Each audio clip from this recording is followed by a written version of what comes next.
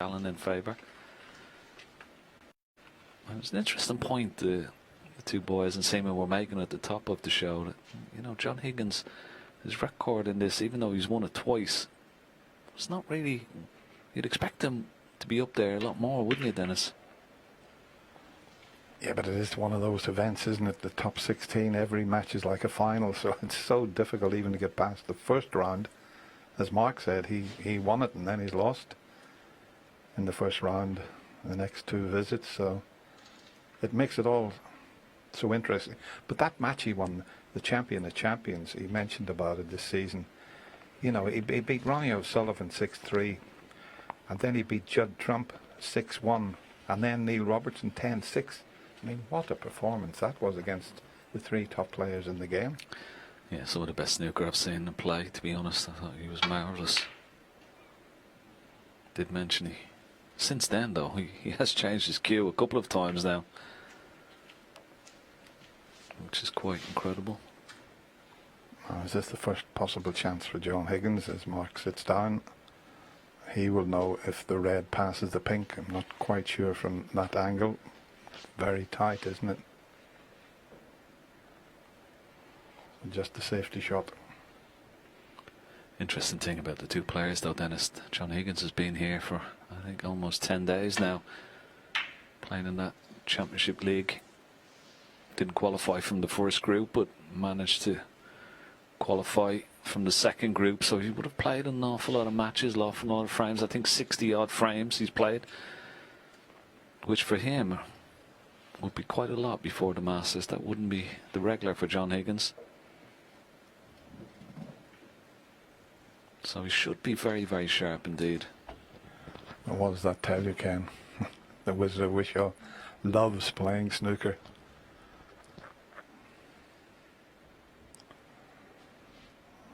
What a player he's turned out to be. I remember practicing with him when he was first going to turn professional up at Stirling, Spencer Snooker Club, where Stephen Hendry and a lot of the boys used to practice, and I thought this is something a bit special. And he got to be world number one and world champion within 6 seasons. But he knows he's got a handful on his hands here with Mark Allen. Great friends away from the table. You could see the smiles all around when they come out, but no smiles when you get on the table.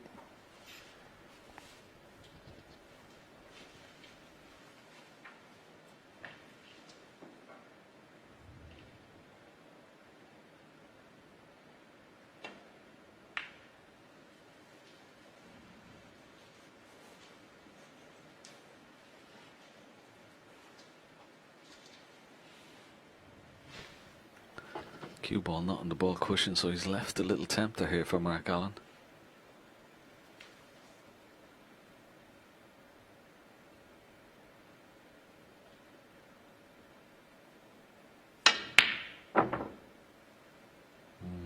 Very close indeed. Element of safety. And you got a cue ball.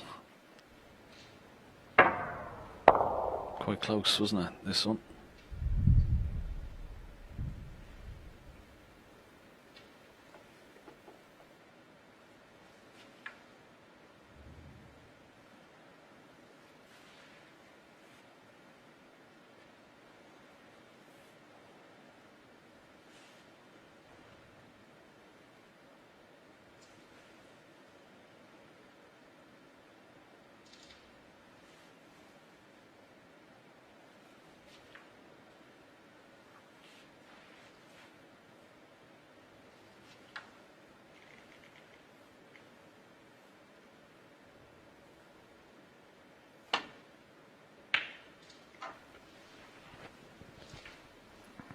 I know we've said there about Mark beating Joan 4 times in the Masters, but in the big majors, the other two big ones, the World Championship and the UK Championship, it's John Higgins has come out on top on those. He's won 2 World Championship encounters and 2 UK encounters, but they're very evenly matched.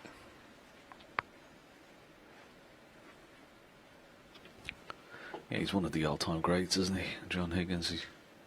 Every department of the game well covered.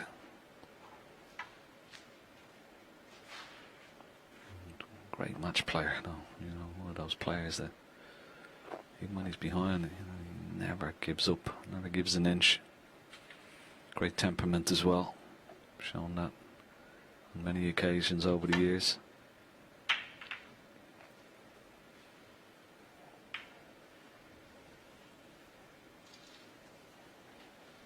So, first error from John Higgins has left a chance for Mark Allen.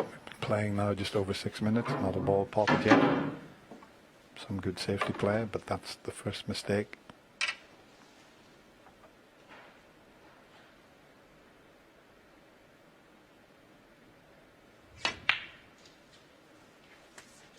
One. And it's not a bad chance because in a couple of shots' time you might be able to get that red to the right of the black and then get the black back on its own spot.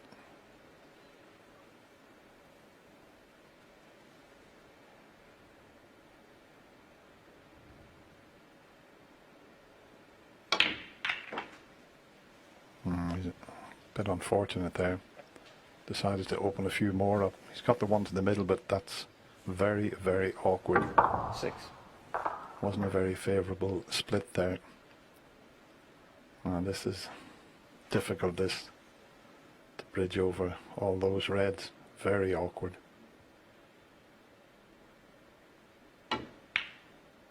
So easy to get a little bit of unwanted side. Mark Allen 6.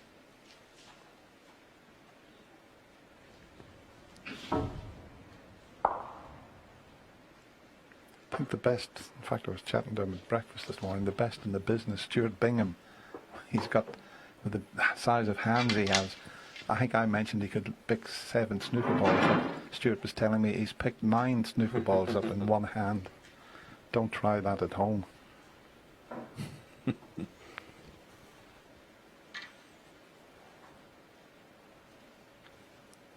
He's left this red into the yellow pocket, but it's not a gimme.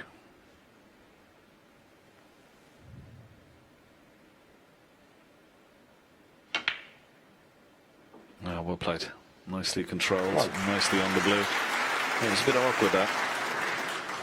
Even with the rest over a pack of reds.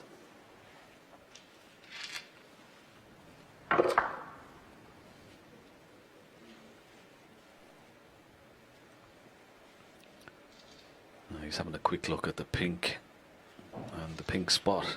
He's taking a few shots ahead here. He's obviously going to take the blue now. But if he can try and pot that pink, it won't go on its own spot and it will go on the black spot, and that will certainly help his cause. So try and get on this red just to the left, knock it in, knock the pink in the right centre, and get the pink on the black spot.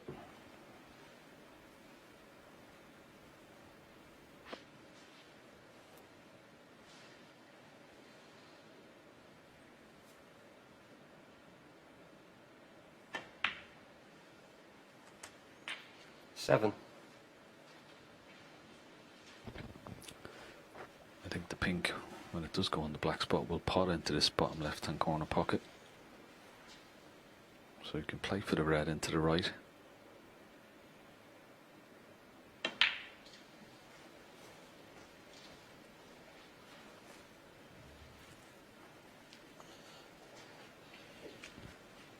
Just coming around to have a quick check, but I don't think it will go on its spot from our camera angle anyway. No. Paul Collier, the referee, just confirmed that. Always 13. wise to just get the ball marker out just to have a check.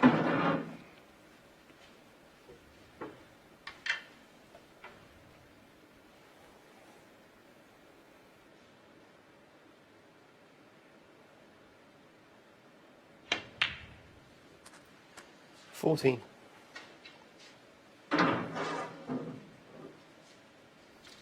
We were treated to some wonderful snooker this afternoon, Dennis, with Ding and Ronnie, and I'm sure we're going to have the same sort of quality tonight.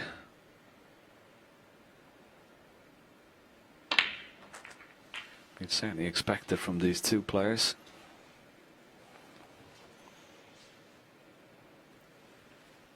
$20.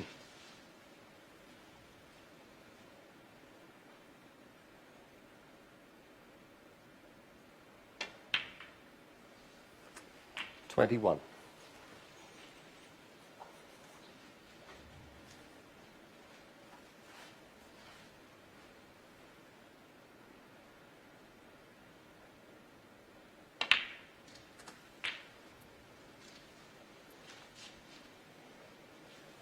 He is playing with a new cue, John Higgins, but he's also playing with 27. a new ferrule, and if you get a chance to have a look at it, it's a titanium ferrule as opposed to the conventional brass ferrule. And it's taken him a few months to get used to it. It's a different, you see it, much harder metal, of course, but it doesn't throw as much as the brass ferrule, and 28. he seems to really have enjoyed sort of working with it and playing with it, Dennis.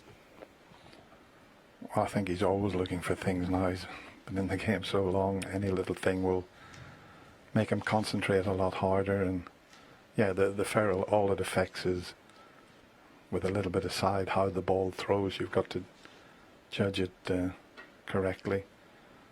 It can throw completely different.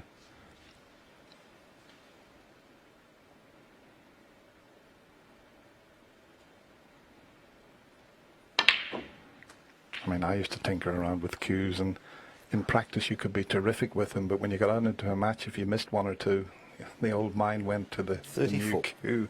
But John has played that many matches with it in the Championship League. He's well used to it.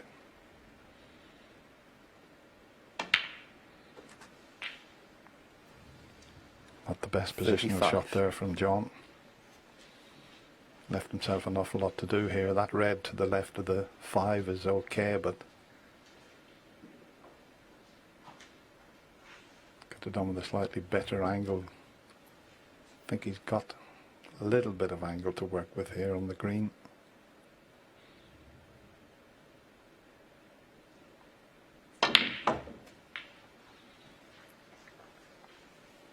That's not bad from where he was situated there. 38.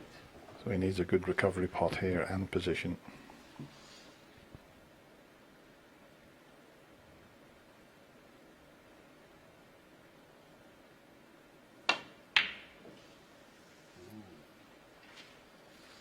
John Higgins, Wow. 38.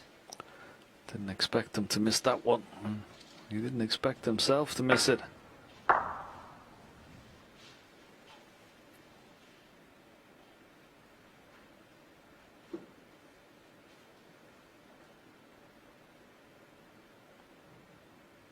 He hasn't left anything, so just a safety shot here for Mark Allen. Trying to get the cue ball up onto this ball cushion and try and hide this red on the left hand side of the table.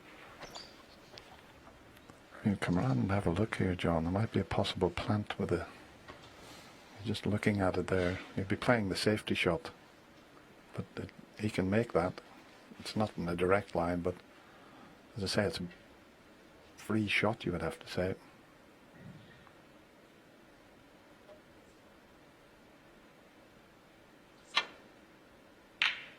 Yeah, well played. Needs the white to pull up though.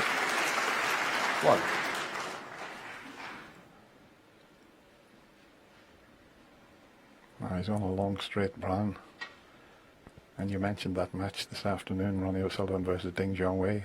He had a much more difficult brown than this, and I think all the boys thought that he should have rolled up behind it. He tried a very difficult brown and it cost him the match against Ronnie.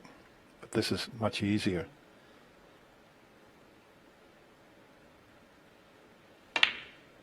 Right in the centre of the pocket. So he's had two chances. Well, he clinched the first frame this time. He was a bit fortunate when he missed that red 5. to leave everything safe. Yeah, I like that shot in the brown though. It shows his 6. intentions in this match, and also it's a good sign of his confidence.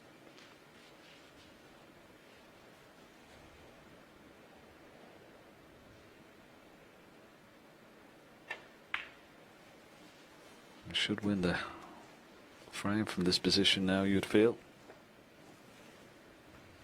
11.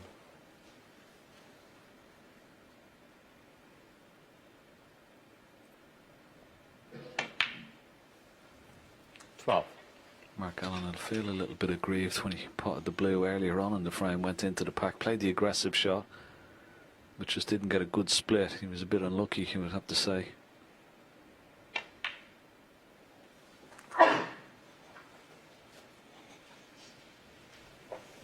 There you see, 50 ahead, 67 remaining.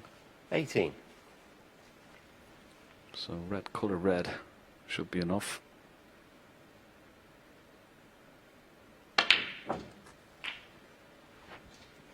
19. Well, he potted that in the wrong side of the pocket. That's why he hasn't got the correct side of the blue. Just have a look at the red here. See, it's gone in off the right jaw. So the white has taken a slightly different path.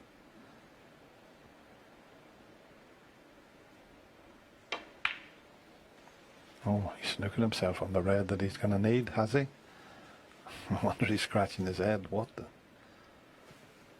poor shot 24. that was from John. But it was the previous red. When he potted it, he didn't get the correct side of the blue, but that's still...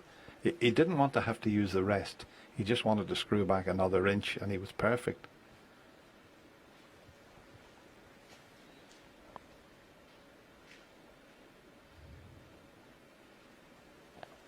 And this really is a red that he didn't want to have to play, because it's a little bit of insurance with being safe, but there's no other shot available.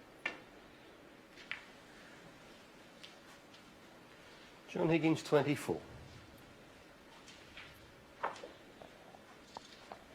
Just a possible 59 on the table. So it's going to be very difficult for Mark Allen to get back into this opening frame, especially with the black. A little awkward.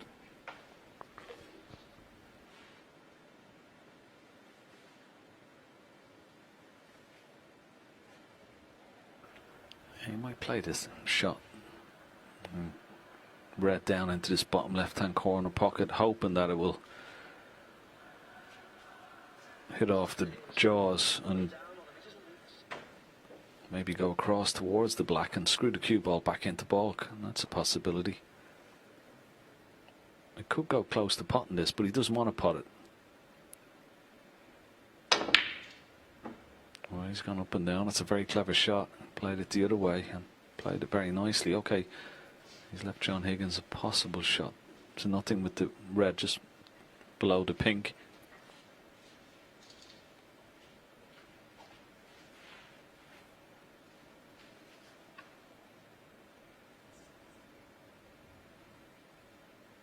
Just needs the red, John Higgins. Ooh, very close indeed. Must have thought it was in when he hit it.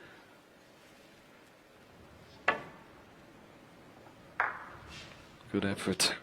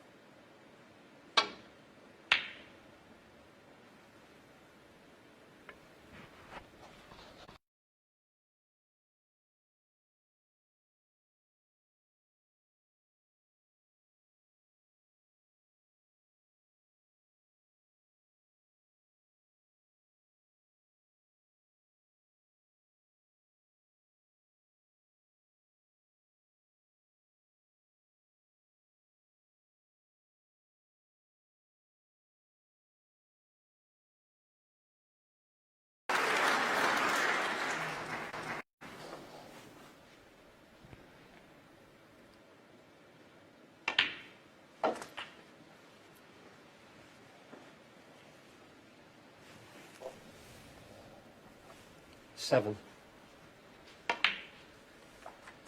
8.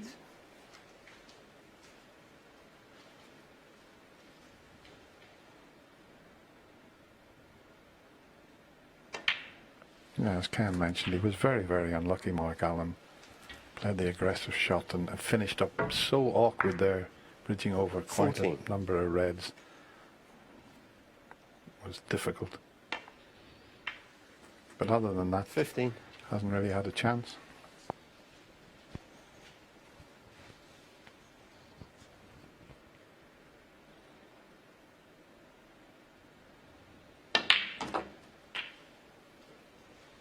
Doesn't matter about not getting on the red here. Still 21. thin snick, might pot it, but it doesn't really matter. Would be nice if he could clear the remaining balls up, but Mark not interested in getting a little bit of potting practice. He only had the one chance and he was very unlucky, but John Higgins took his chance and he won the first frame and leads 1-0.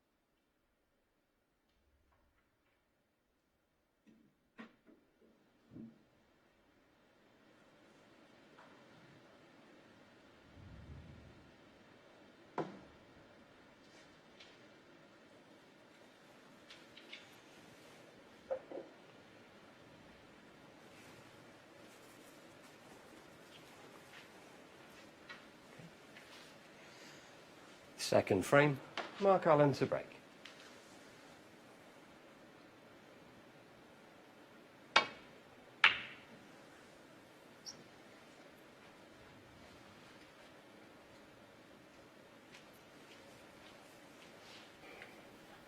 Well, I don't know about you, Dennis, but I've been playing with the same cue for 40 years. I knew there was something wrong with me. I should have changed it years ago. You've changed the cue a few times, haven't you, over the years? Certainly have. They all laughed at me when I brought a two-piece cue back from Canada in 1974-75 season.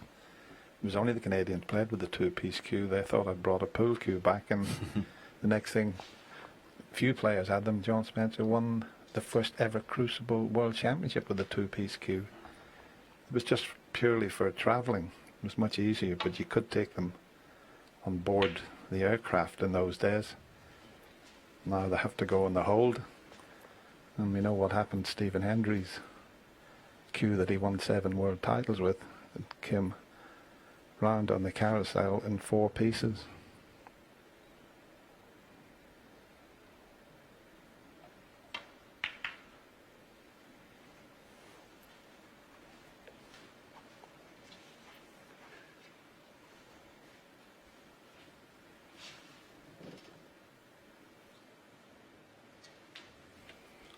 So Stephen Hendry was the first person to have a 4-piece cue, was he, Dennis?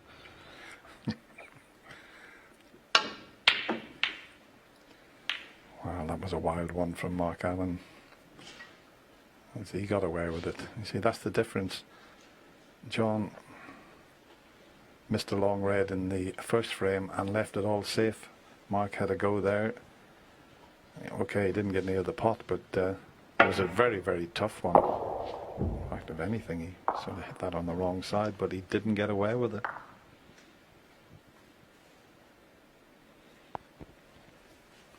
think when you start playing with a new cue, I think sometimes it's the long pots, particularly, that may find you out, that One. when you haven't got enough, maybe practice with it. They're the ones. And even it's okay when you're in amongst the balls and you can play these little deft little shots like little stones and cannons, but it's the long ball game, and even, believe it or not, safety game, as we see John Higgins miss a straight forward John Higgins 1. blue into the left centre.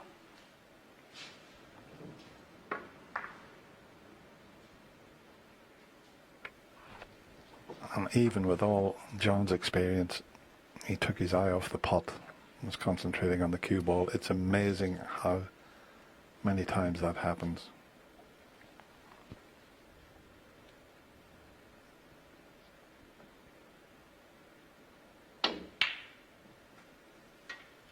One.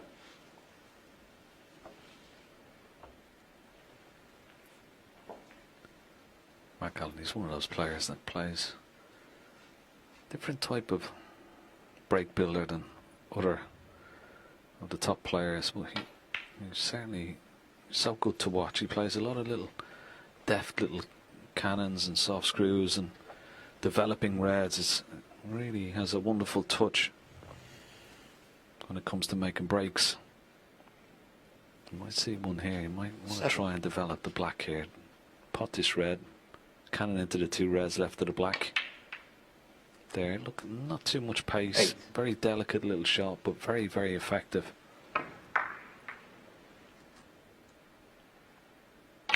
He's got a very short backswing as well, which sort of helps with that type of shot. And he's got great 15. cue ball control, Dennis. Yeah, I think his 16. cue action, as you mentioned, Ken, is well suited to these very fast tables and fine cloths. He's got a very light grip at the back also. But in this sort of situation, he's a delight to watch. 23. Very heavy contact there. 24. It didn't affect the path of the cue ball, but you might listen to this. You'll hear, yeah, see the way the red just left the bed of the table.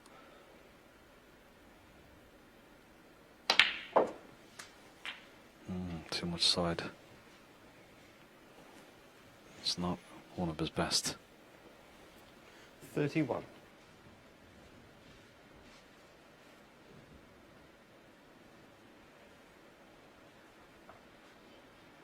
Well, both reds that are available to him, it's going to be very difficult to control the cue ball.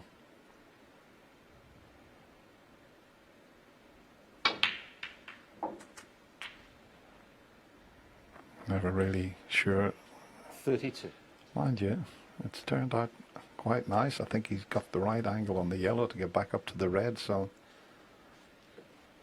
he'll settle for that.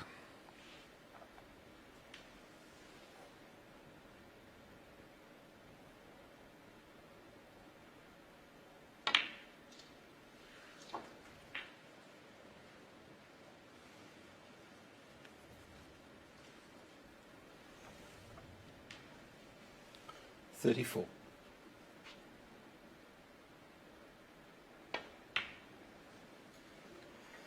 $35.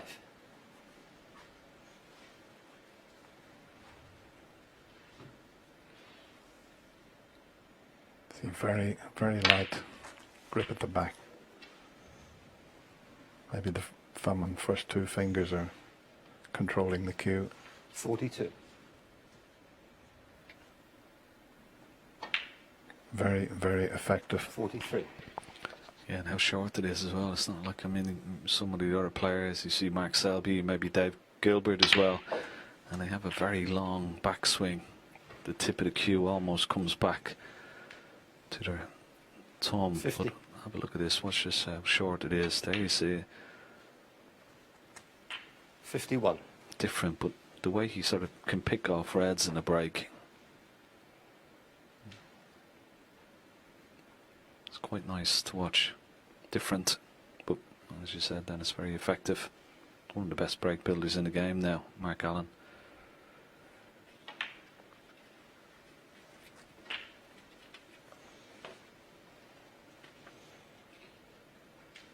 You see 57 ahead, 75 remaining. And he's going to need red, black, and maybe one more red. Yeah, 489 career centuries he's had.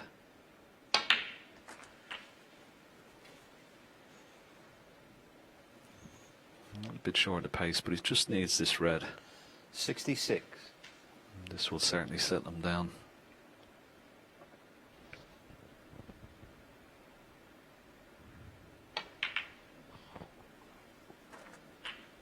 $67. And what it will do, will give John Higgins something to think about early on here in this match, missing that sitter of a blue.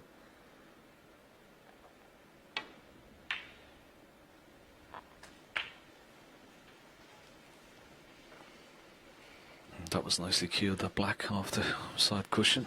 74.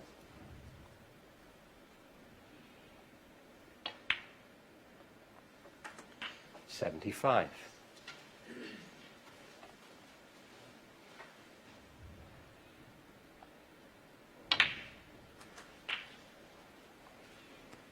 We've had 13 centuries so far in this 82. year's Betfred Masters. Standard has been 83. extremely high, even without the crowds. But this has been a wonderful break to watch.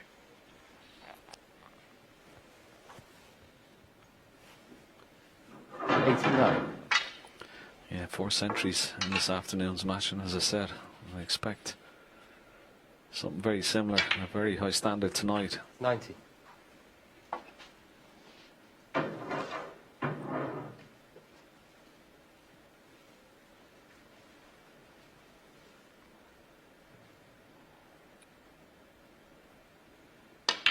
He's made 31 centuries this season. He made 44 last season. As you mentioned, Ken, one of the 96. top break builders of all time. 97.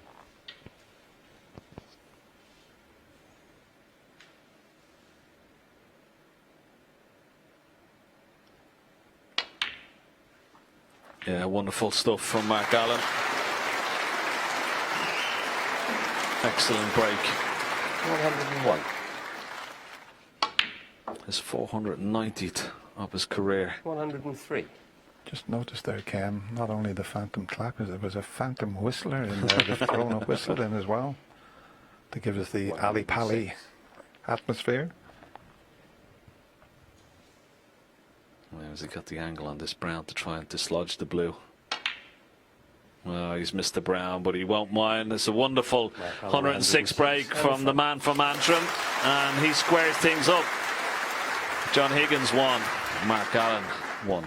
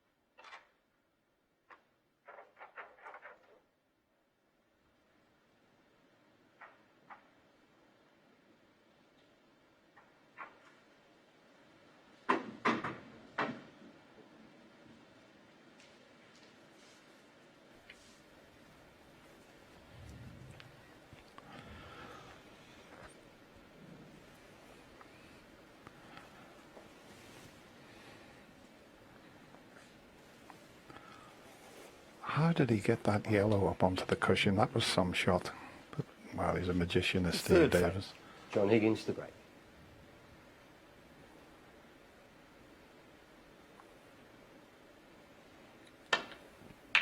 So off we go with frame 3.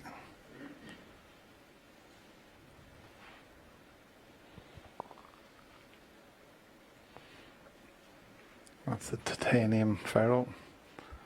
I bet no one's ever done. I remember a friend of mine, Arnold Sedgwick, who was a motor mechanic, and he made me a ferrule out of a piece of the car engine. There was a little piece, and he put it on the cue. It didn't stay on very long.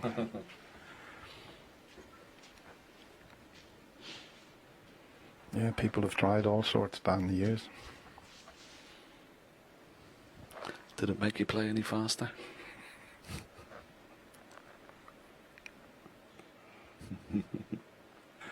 I'll tell you what though, I could pop balls like this with it. That's an easy starter for John Higgins there. Just the one, well, a couple of reds still available.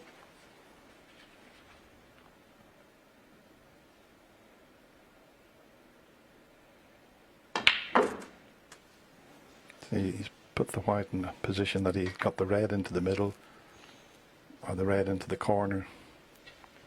8. Yeah, he'd love to leave this red, the red at the bottom of the pack, because he could get a better angle. He could pot that red and disturb the bunch of reds, and that's why he's taking this one into the middle now. He wants to be, when he pots this back, he wants to be a little bit low on the red at the bottom of the pack.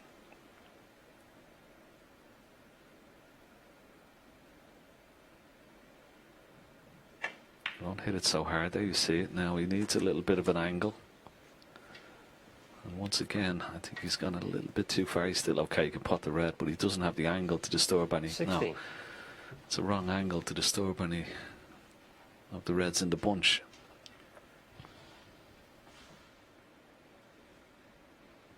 And just checking to see if the one the other side's available into the opposite corner pocket.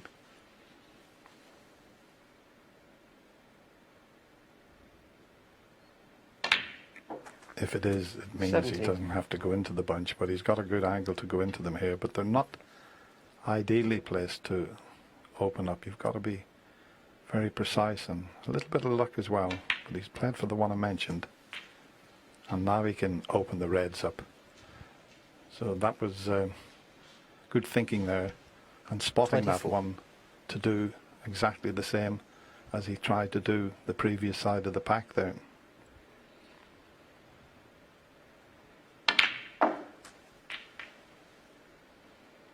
$25.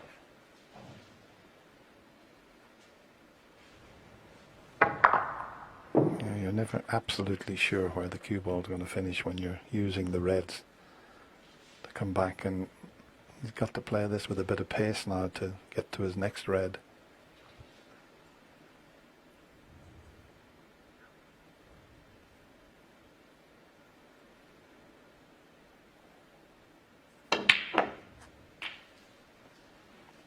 He did well with that from that angle. 32.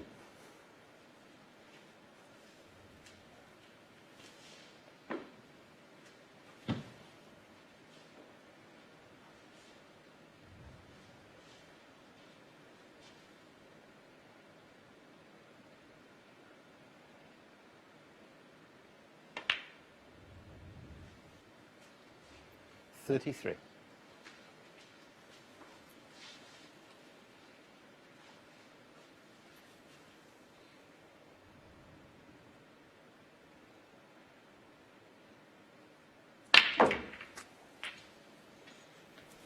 Yeah, he's okay. He's got the red into the right centre pocket. 5 reds, 5 blacks. 40. Not a bad split.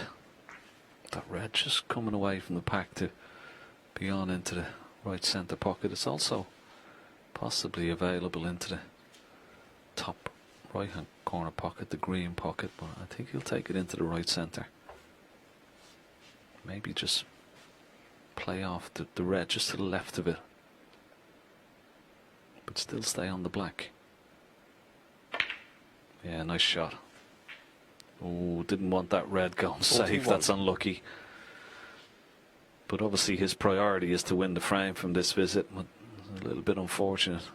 That red had stayed over the left centre pocket. And certainly would have been going for the maximum break. Win the frame first though.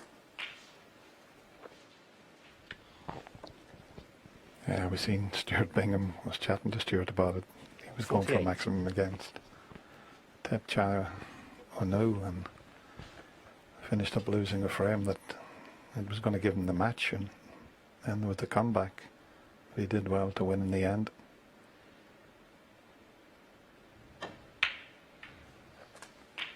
There's no 49. extra for a maximum break. £15,000 for the high break. I don't know if it was beaten this afternoon. Karen Wilson had 136. I think it still stands.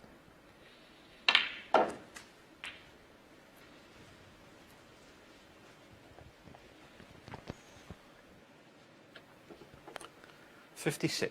7 reds, 7 blacks. But you see the 2 safe reds. So John will try and stay on the black as long as he can, of course.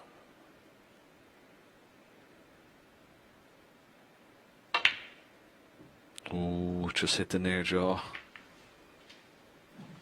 John Higgins, 56. Yeah, disappointed.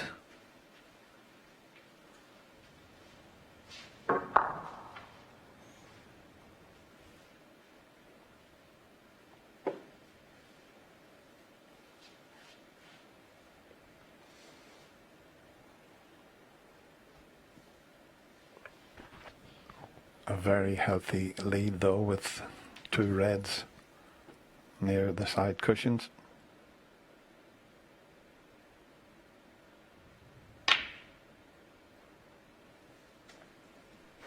That's a cracking opening pot. Not so much the pot, I mean, it was difficult, but to put the cue ball, well, virtually on a sixpence there.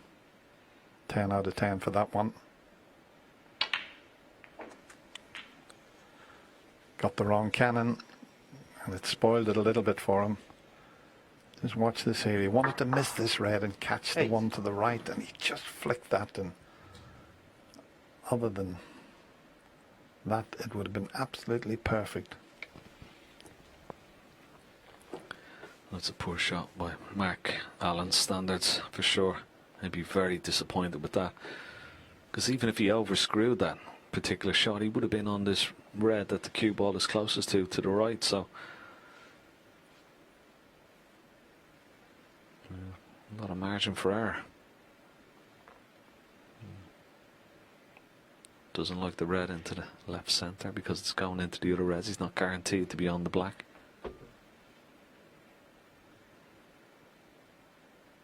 Chance missed.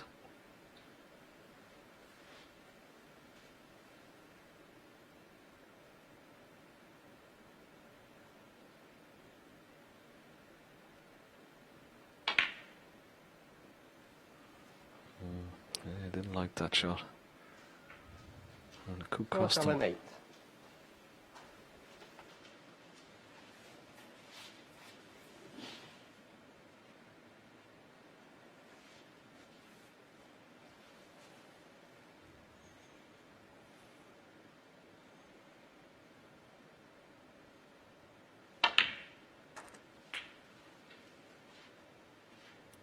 One.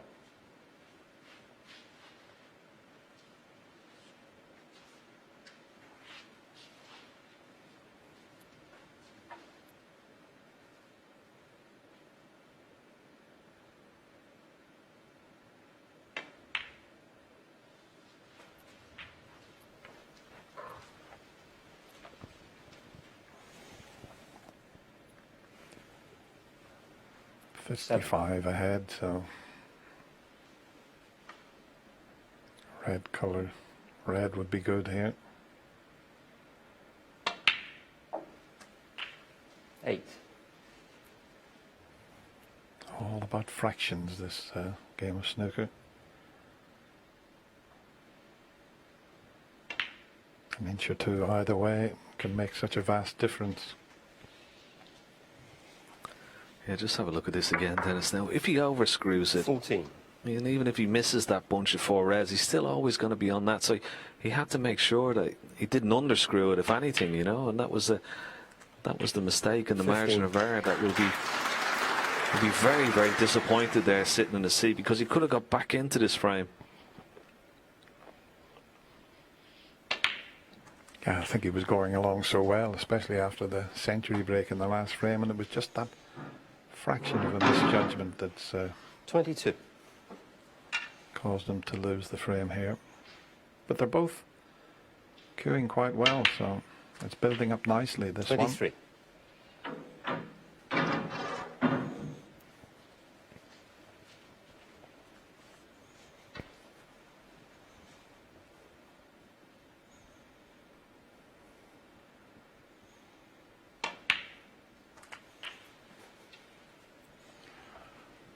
Well, he should clear up from here. 30.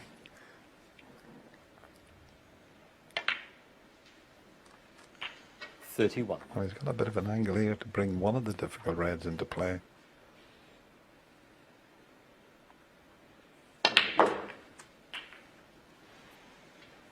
Well, if anyone can double the ball, it's John Higgins, and it's a back double. 38. Not a natural double, but he'd be pretty close to this. One of the best doublers in the game. 39. Not something you would put on your CV. And he can bring the last difficult red. Wouldn't it be something if he did clear up here, because he can pot this and move that difficult red.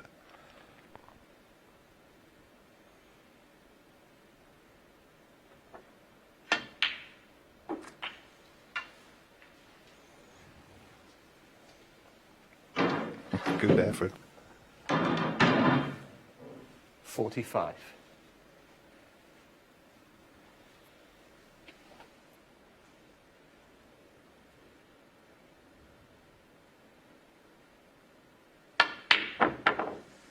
Just too much pace, but John Higgins, 45 nevertheless, on he the started off with 7 reds and 7 blacks, going for a maximum break, but Mark Allen didn't quite get a chance to clinch the match. Just a little bad positional shot, but it's 2-1 to the Wizard of Wishaw.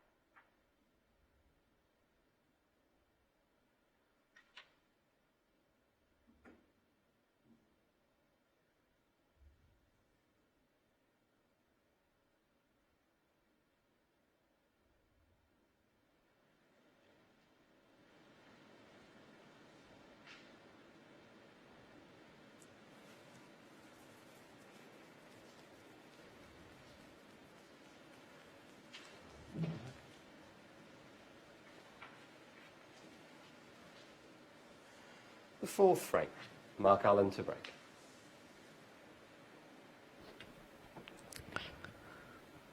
Yeah, Mark Allen breaks off in the 4th frame, last frame before the mid-session interval. Not a great break off. You really have to hide cue ball behind the green or ball colour, not leave the obligatory shot to nothing. 9 times out of 10 you'd expect John Higgins to knock this in. Yeah, pretty good at that particular shot. That's a high percentage of them. And just look at where the cue ball is. Such was the confidence as we see this shot again, right into the heart of the pocket. But have a look where he left the cue ball. Fully confident on that particular shot. I don't think he's hit that too well. Maybe detected a slight heavy contact on the green. Just slowed up the cue ball a little bit. Let's have a look at this again. The green doesn't bounce off the table. Maybe the white did. It was as if he stunned it a little bit rather than getting the top spin on it to guarantee to get it past the blue. But he's had to break.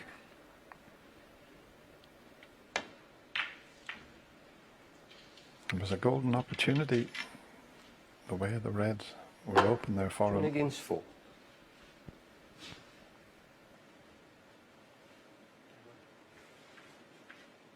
Thanks, Mark.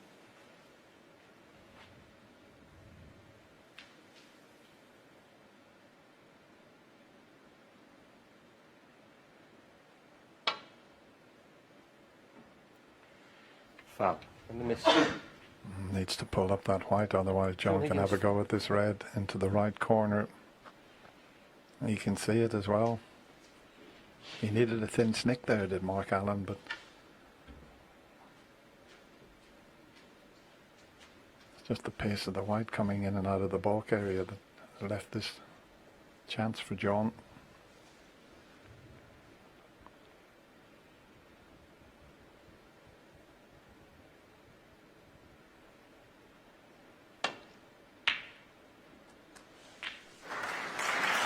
One. Let's see if we can make a better effort this time. Just played a poor green previously when he snookered himself on the red.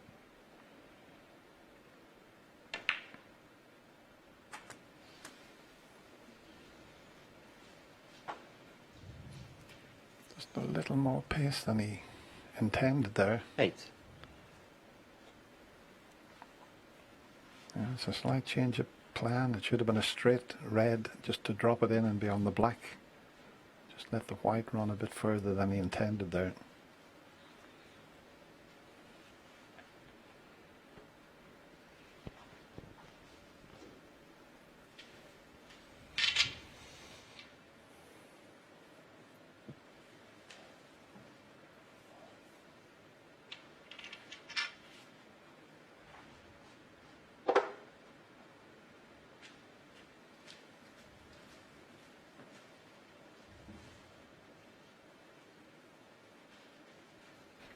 That's where he wanted to be when I've got the other white, and he would have a straightforward red into the corner for the black.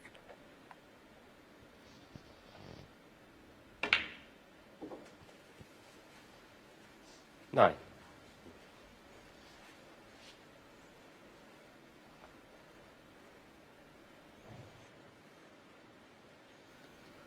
He's on the pink. He would have preferred the cue ball another few inches up the table. He'd have a better angle on the pink, so he could stun across on the left hand side. He may be playing for the red that's on the top cushion behind the black here.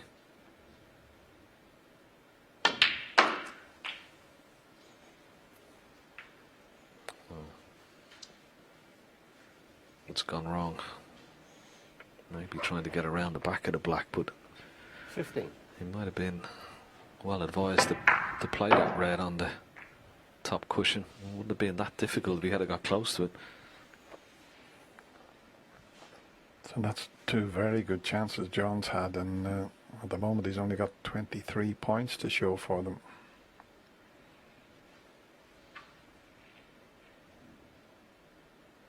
Can we see enough of this?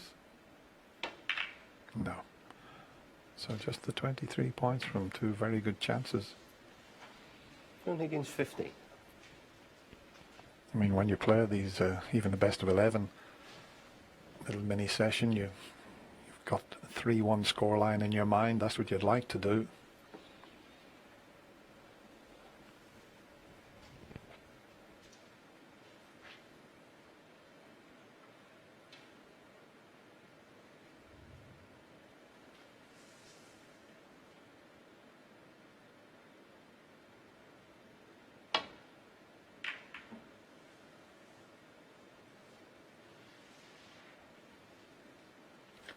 Yeah, there's evidence once again. As I said, safety shots and long pots can sometimes catch you out with your new cue if you haven't had an awful lot of practice with it.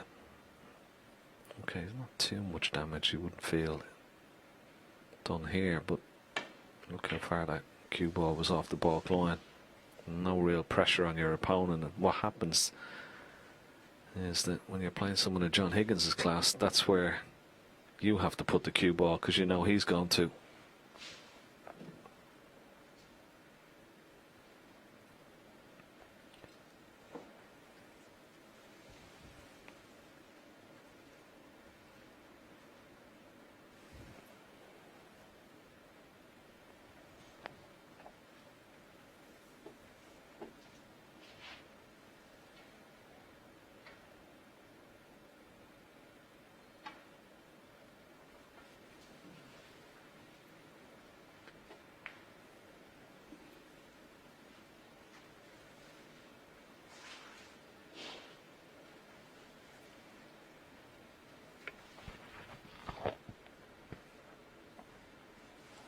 What has John spotted here?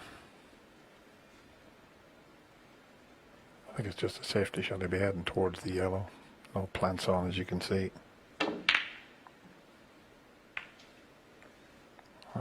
White's close. He's been very fortunate there.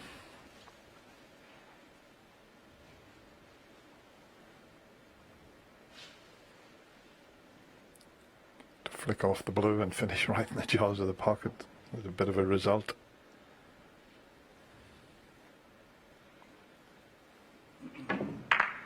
Didn't quite get enough side. He was trying to get across the table twice and in behind the yellow, but it's finished very awkward. Almost snookered him with the jaw of the pocket there.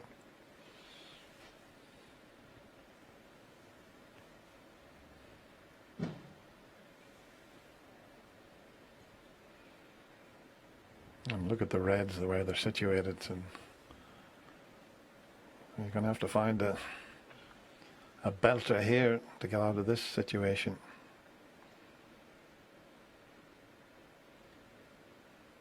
In the end, if he can't see a safety shot, he might have a go at that pot into the right corner. He'd be on the pink. And has he spotted a safety return here? Yeah, well judged.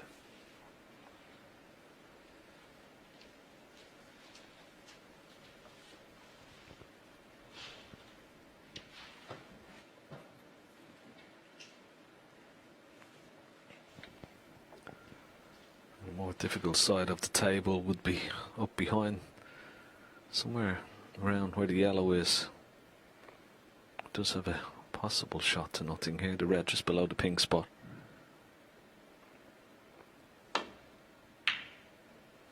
Yeah, and once again,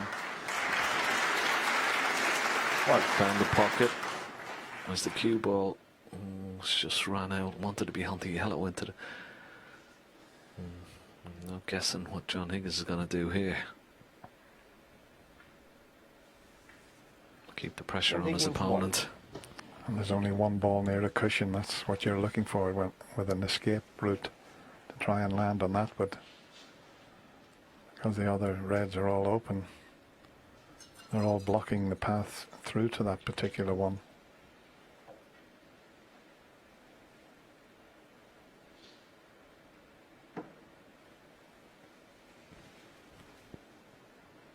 To get to that red that's near the cushion there behind the pink, it would have to be a couple of cushions. He'd have to.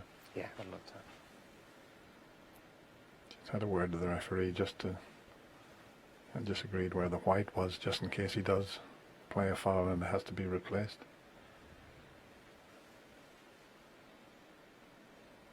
Gonna have to be very precise with this escape.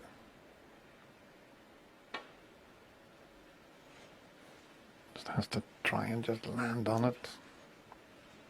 No, it was very, very difficult. John Higgins full.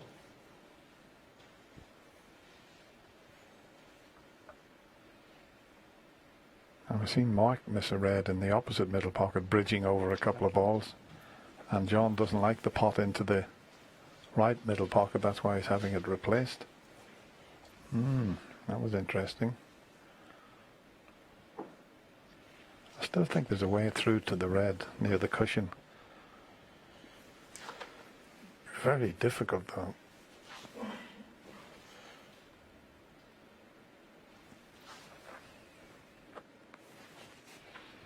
Possible twice across the table to land on that, but Should get it back. very, very tough. Okay there. Is he having a look at that now? Might be. This would be some escape.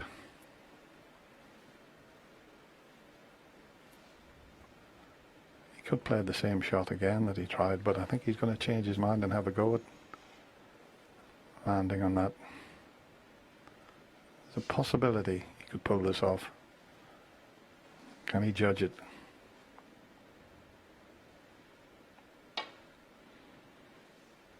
No, he's going to stick it up here. Oh, he's gone right the back of it and he's going to land on it, is he? He did hit it. To get round the back of that red. It was amazing. Yeah, just shaved the red, but unfortunately for Mark, he's left the red on, and it was a nice angle as well, wasn't it? Just to drop it in and get on the pink. And you could stun into the red directly above the pink here, hold for the red into the left corner.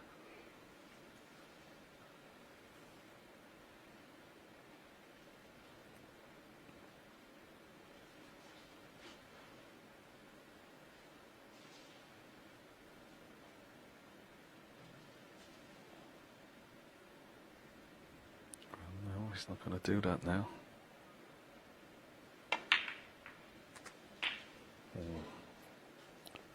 As he got a little bit lucky here, didn't intend that.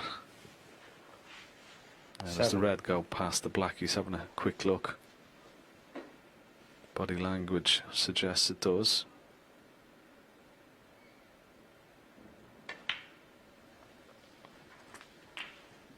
Eight.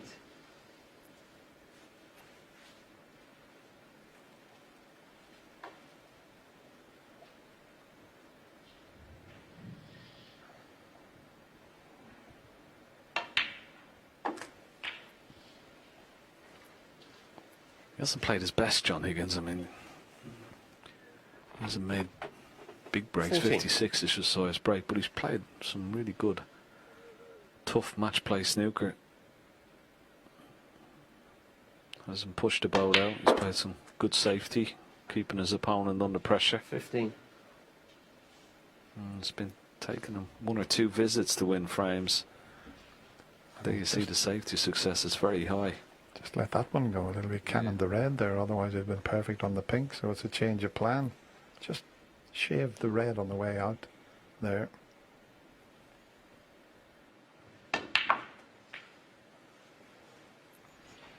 Having to go all the way around the table, but he's made a very good job of it. Perfectly played. This was where he just flicked the red. He was hoping to come out nicely on the pink, but what a shot he played on the blue.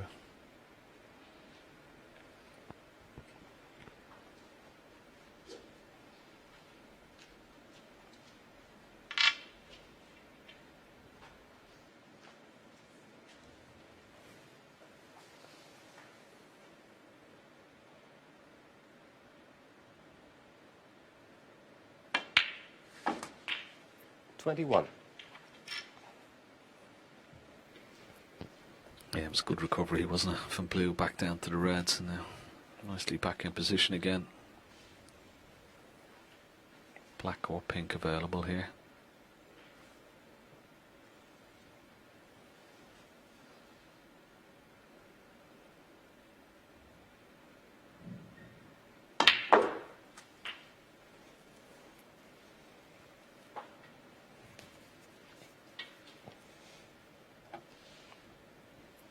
$28. 56 ahead. 83 still remaining, so need another 2 or 3 reds and high value colours. 29.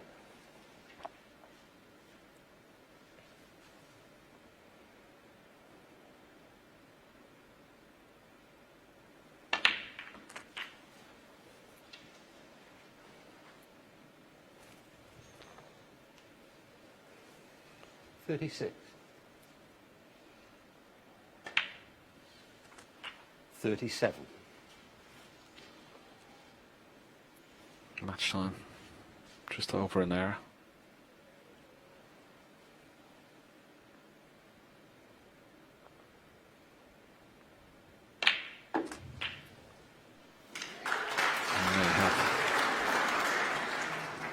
As he puts frame ball there. 44. May get another century in this match. Mark Allen with 106 in 45. the second frame. Just that one sort of awkward red on the left hand side of the table. May try and take it out now. Tried to.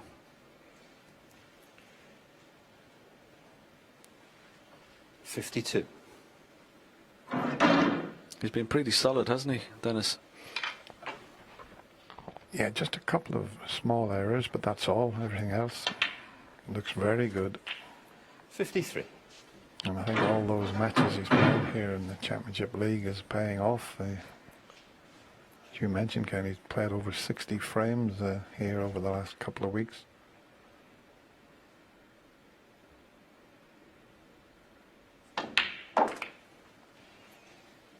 And he's got it out this time. 60.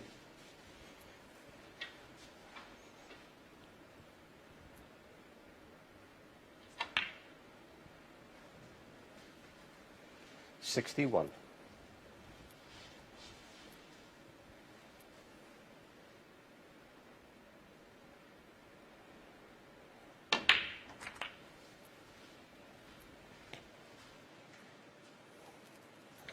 Yeah, I think it might have been a good idea for John Higgins playing in that 68. Championship League. As I said, he's been here almost 10 days now. He's got a lot of matches, a lot of frames under his belt, and he 69. certainly looks pretty sharp.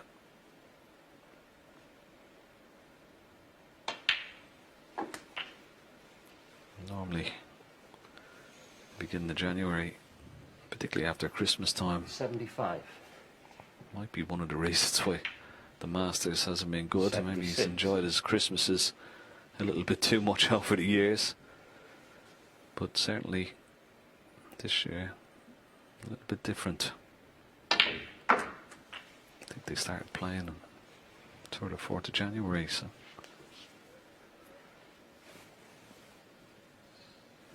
82. can he finish with a century? He's going to need a... No, well, that's unfortunate. No century, but a decent Higgins, break of 82 and a frame. 82 from John Higgins. And he goes into the mid-session interval, leading Mark Allen now by 3 frames to 1.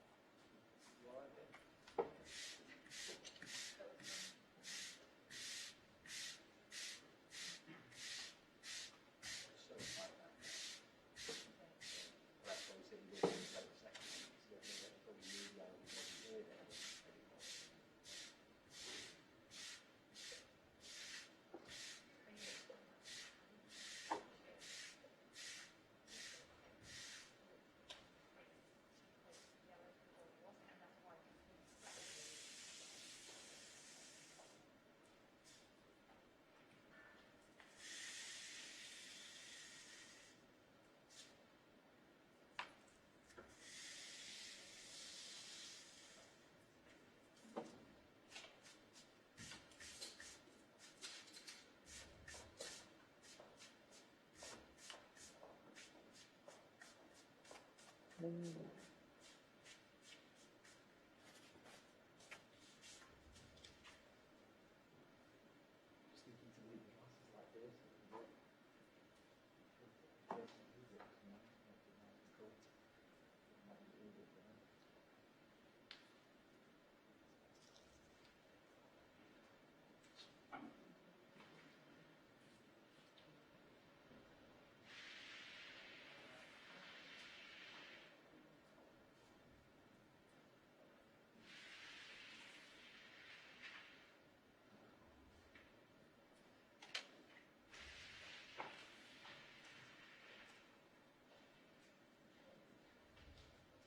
a drop of bleach in that bottle, we'd be in a right mess, wouldn't we?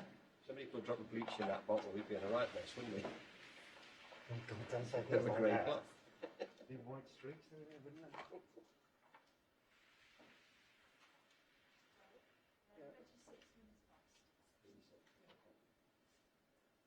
This is virtually just 80 to 90% alcohol virtually dispersed straight away. Well, you can see it, can you, when you're sweeping it down.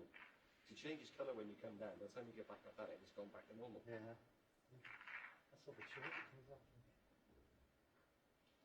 You alright then?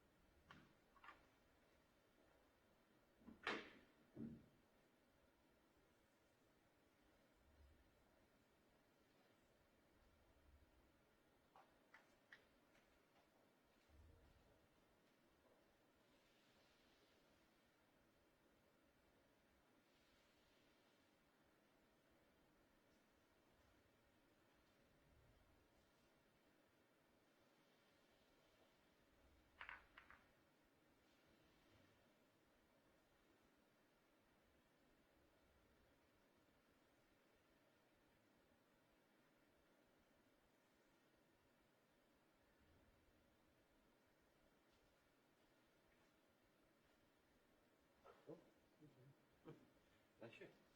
Yeah, but equal.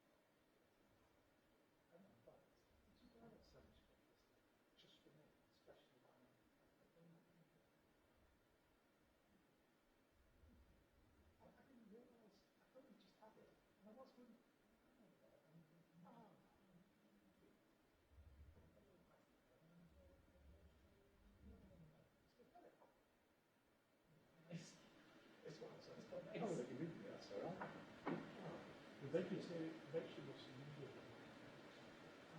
I didn't realise, I thought you just had it, and then I was thinking, why would you just have it? Unless you just buy the cheap stuff.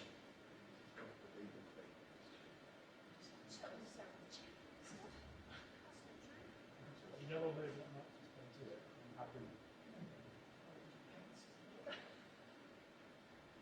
Thank you very much. Think back now, that just soon. Because I normally just go out.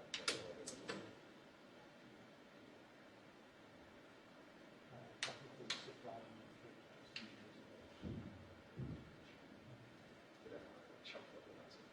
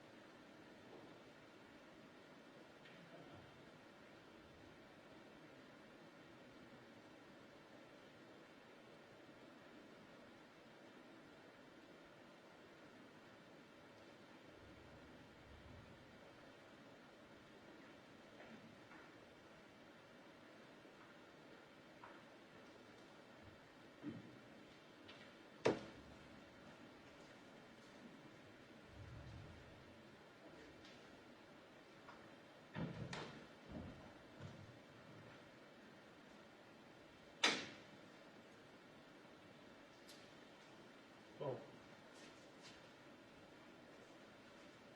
Folks watching. Doesn't matter. Just look ashamed of what we're doing. All right. What we've done there. We'll do that again.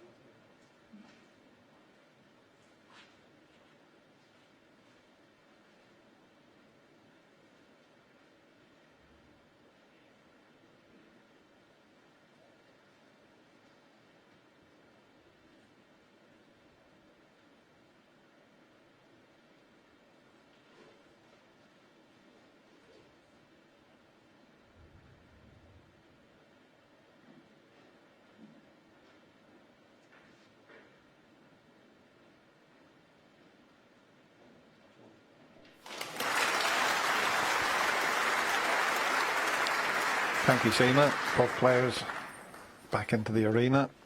Will that mid-session interval turn things around? We'll soon find out. Lovely interview with John there. He's Frame 5. John Higgins to break. fabulous ambassador for the game of snooker.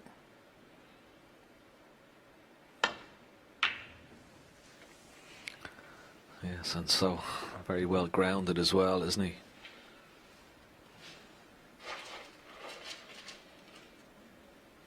Still as hard as ever, isn't he, on the snooker table, Dennis? I mean, I've had some battles with him myself over the years. He's been my nemesis for many, many a time. But he's still as battle hardened and as tough to play as he ever was. Amazing career. Well, I played him at the end of my career, one of the last matches I ever played in the Nations Cup, televised, and I broke off and he made his first ever maximum break. He never even made one in practice, so that was a nice memory to have. Down in the Hexagon in Reading, I remember it well.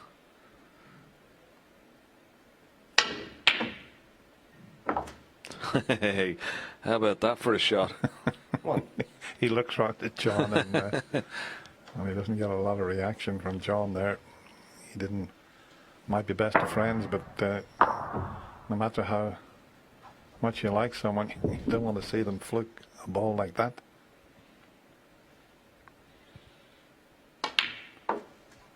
Well, I said the mid-session interval might turn things around. I didn't think it was going to be with that type of shot.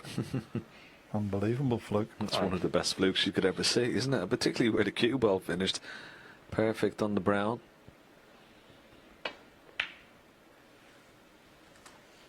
Six.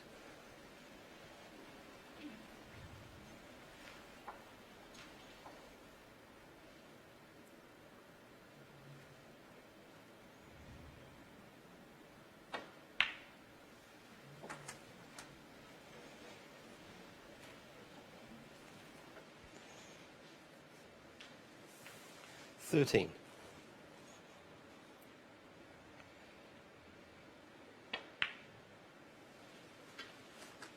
$14.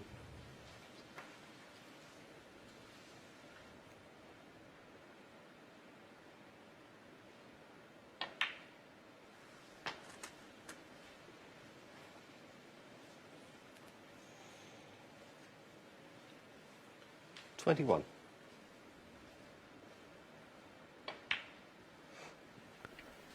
$22. Just thinking, wouldn't it be amazing if he goes on and wins the frame from that unbelievable fluke? Well, certainly, I wouldn't put it past him. I mean, he's already had a century 29. in frame 2. He looks pretty good 30. when he's in amongst and close knit between pink and black. It's only a few of the long shots have gone awry, and particularly some of his safeties as well.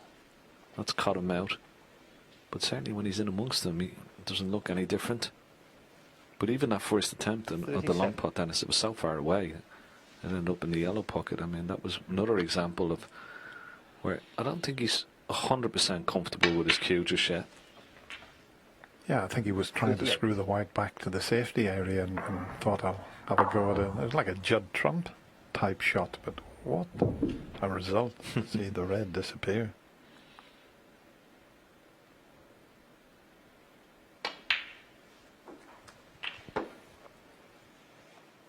Well, the pink going at the back of the pack here because it won't go in its own spot. Mark giving the referee Paul Collier a bit of time, so it goes directly behind its spot in line with the black in the top cushion, as close to the spot as possible. But it will actually help Mark here because the red that's actually on the or closest to the pink spot will pot into this bottom right hand corner pocket. 44.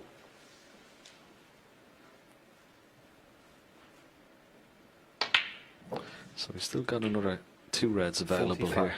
A little bit too far with the cue ball, but a nice angle to go into the pack of reds if he wants.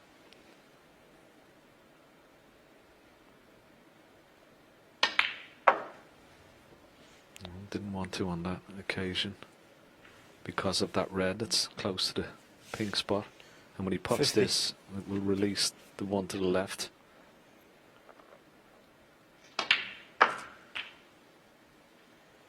$51. And this is what he does very well, doesn't he, Dennis? He picks off the reds beautifully.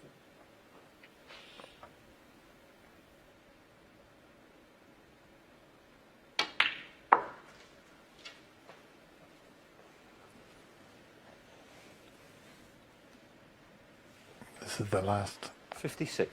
of the easy reds. And he won't have enough points on the board. He needs a few more of those reds that are awkward.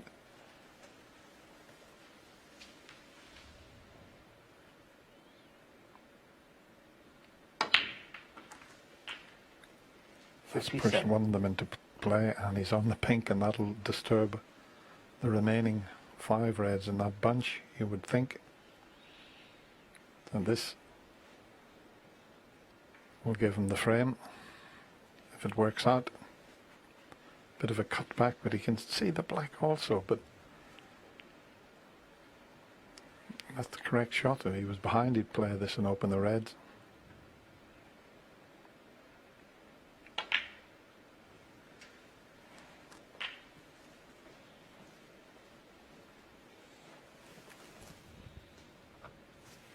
$63.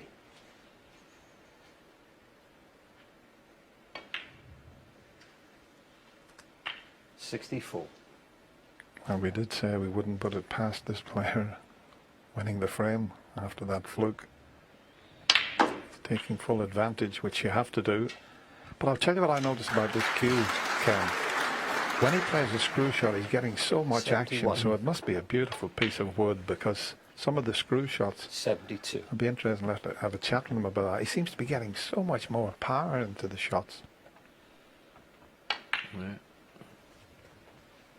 Well, maybe that's one of the reasons why he may have changed it, that it is giving him a lot 77. more power.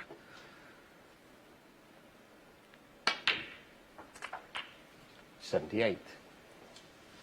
I mean, he's an avid practicer, puts in a lot of hours on the table, so it certainly won't take him too long. I know he hasn't had much chance over the 84. Christmas to practice a lot,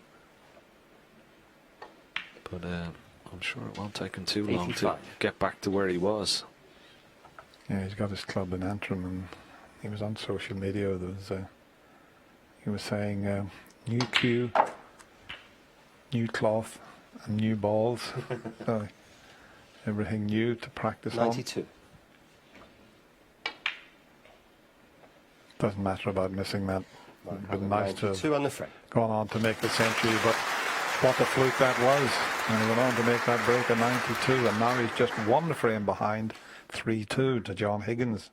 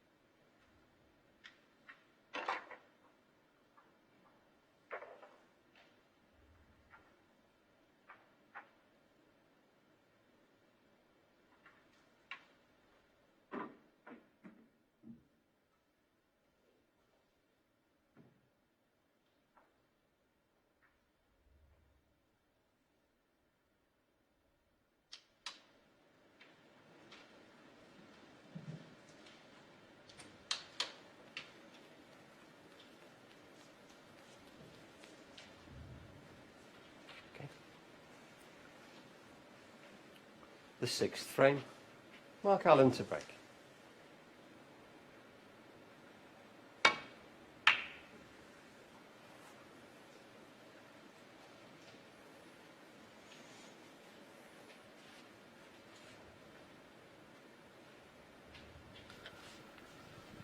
Yeah, interesting thoughts there from JP and Steve in the studio.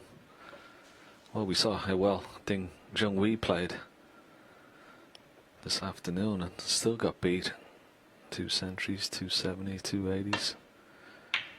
2 70s and an 80, I should say, and lost 6-5. But that's how well you can play and still lose. Good pot, but just over. Shot the cue ball.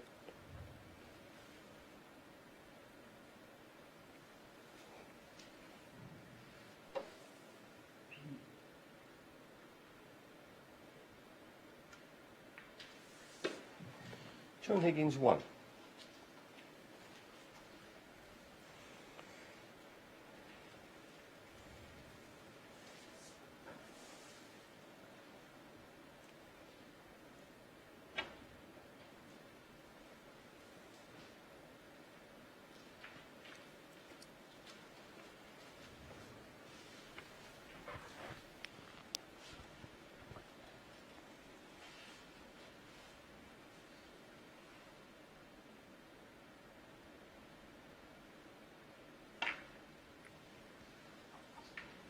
That seemed to be a bit of a miscue there. This time the players both had a laugh to themselves. And they're still smiling. This player's career really kicked off, Mark Allen, whenever, we'll just show you the funny little miscue there. Yeah, Mark Allen, 2012, 2013, won the World Open. out in China, and we knew he was going to get right to the top. He's at number 4 in the world at the moment. But I think then he wanted to win something in the UK, and then when he lifted that Masters trophy, you know, he'd been knocking on the door for a while, and he's where he belongs. He still seems to be having a little smile to himself there. Or maybe it's wind.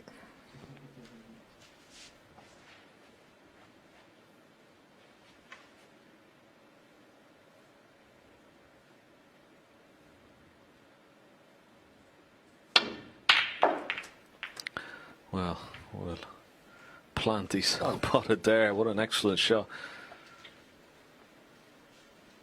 Well spotted. You see it, 2 of them in the line. Knew the cue ball was going into the bunch of reds and hoping to get it back up somewhere out into the middle of the table, be on a colour, but unfortunately it didn't happen. And he's got to cover this red.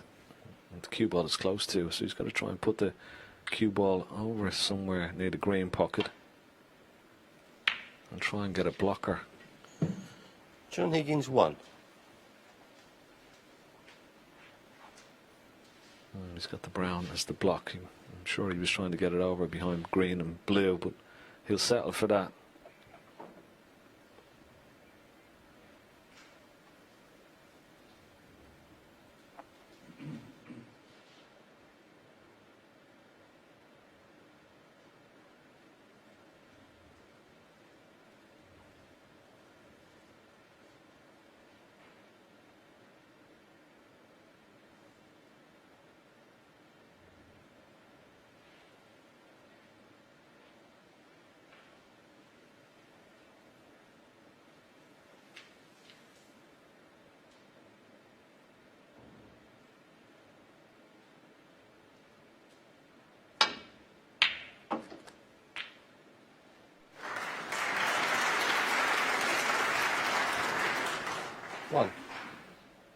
Yeah, a wee bit unlucky with the positional side of that. What a pot he pulled out there. And he found the gap. If he doesn't catch the red correctly, he's going to cannon into something. Just unlucky to finish near the cushion there. But he was in trouble. Oh, it was a brilliant pot that got him out of trouble.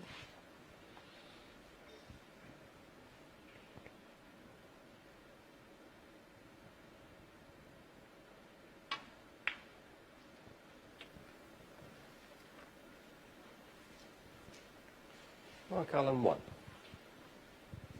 Well, he was trying to get the cue ball over. Once again, to use the brown as the blocker. He's left this red. It's a definite tempter for John Higgins. It's certainly not easy. Cue ball could be going into the red, just below the red that he's going to attempt. You've got to play it with pace, because if it misses the red, it'll go near the right middle pocket. So plenty of pace on it.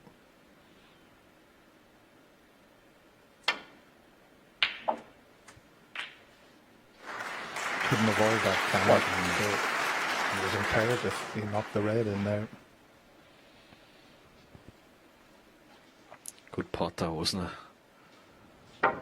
Excellent pot, and did well to avoid the red just below it. He's got the yellow into the left centre. Natural part of the cue ball will be back down towards these reds.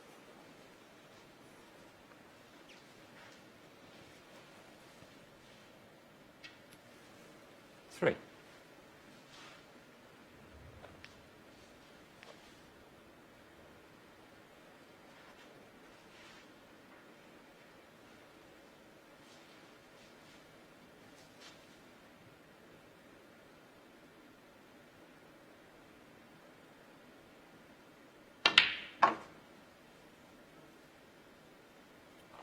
Four.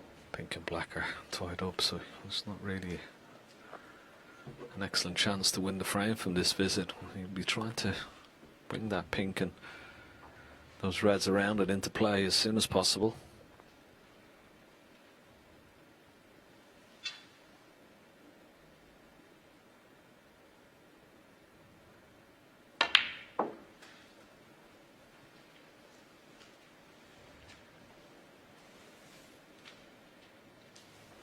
6.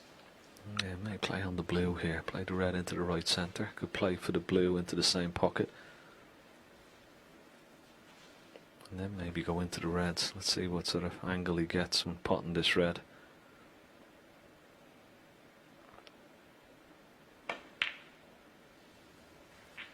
Seven. Yeah, it's not bad. Now he does have options. Doesn't have to go into the pink and reds here, but I think he may do, because if he's going to win the frame from this visit, he'll need them in the open. No, bit surprised. Very surprised. 12.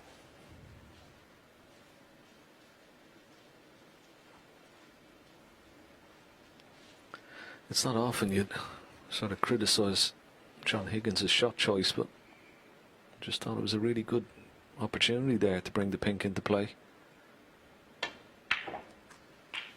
And now he's struggling. 13.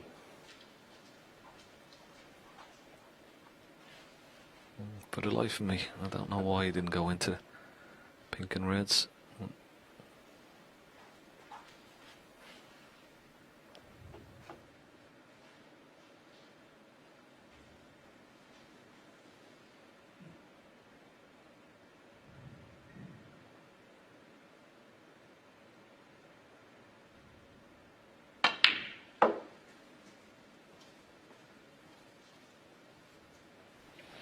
Yeah, he's having to work very hard for these now, but the shot that Ken was talking 16. about with this one here, if he just plays a cannon and even flicks the pink, he opens the whole game up.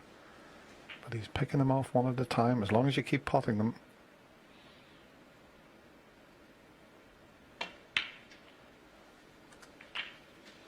And 17. clever shot. He's got one of the best snooker brains we've ever had, playing for the difficult black, because he knows he's got to just drop it in. And he's on the red. He has very little to do with the cue ball here, so.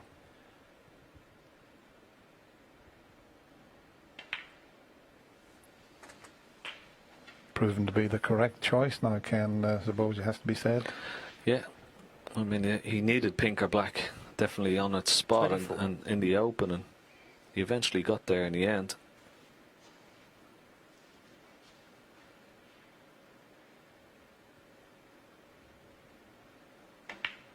I just feel he's still going to need a connection on those 4 reds and pink to win the frame at this visit, Dennis. And the opportunity was there a lot earlier, didn't take it, but he's still, as I said, still going to need to bring that pink and reds into play.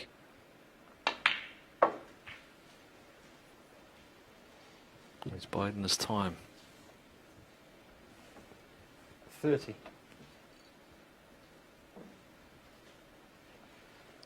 Bit like a Ray Reardon break, this. One of the all-time greats, 6 times a world champion. Did some coaching with Ronnie O'Sullivan for a couple of seasons.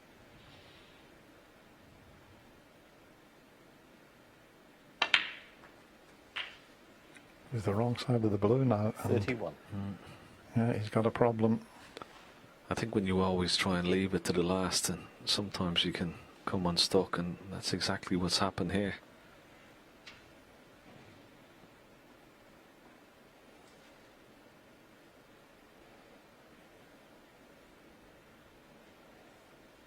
Yeah, he's shaking his head. He knows he's had a few opportunities and hasn't taken them.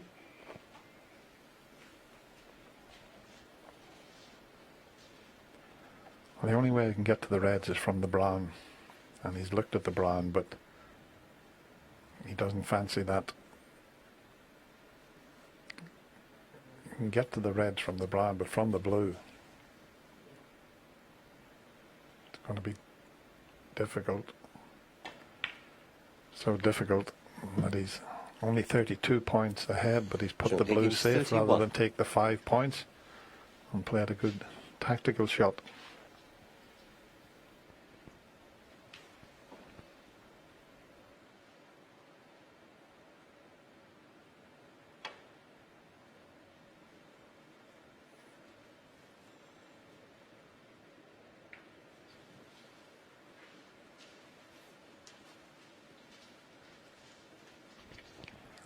Just misjudged that escape slightly, but he hasn't got much of an angle to get out onto the black here. He might just have to take the 1 point and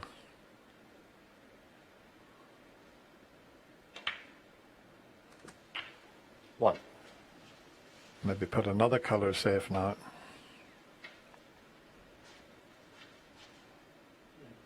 Brown ball.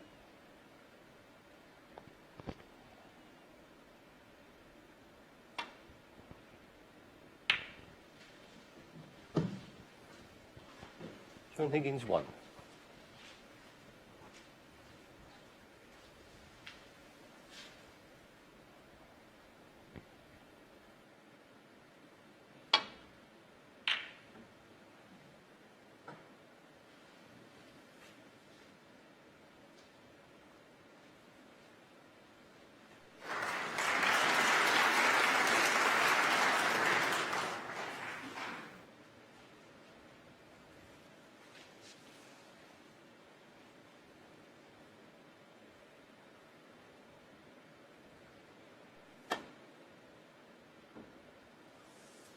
Foul. And the miss.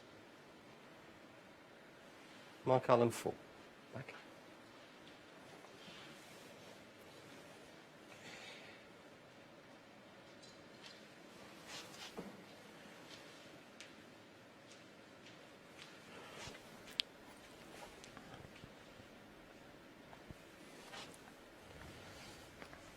Okay. He didn't mind missing on the first attempt there. Just a little bit. It's a delicate little shot to come off the cushion and Email just we look flick in, that so red that on we the can have left it. side as we look at it. Okay. Thanks. Yeah, I think he's just trying to come off this top cushion, try and catch the red on the way back up, and but just catch the left edge as we look. Foul. And the miss. He's not missing it by much, but Mark Allen 6. that will go back. Back.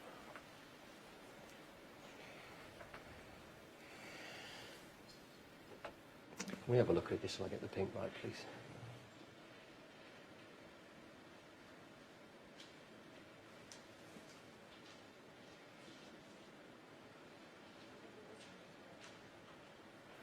Yeah, I think the pink is slightly to the It's on the left. spot, it's above it, but it was on the centre line, wasn't it? So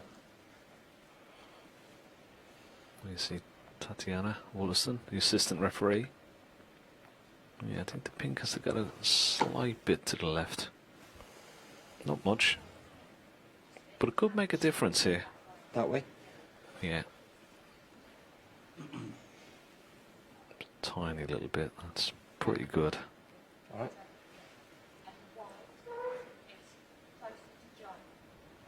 Come back a bit, yeah.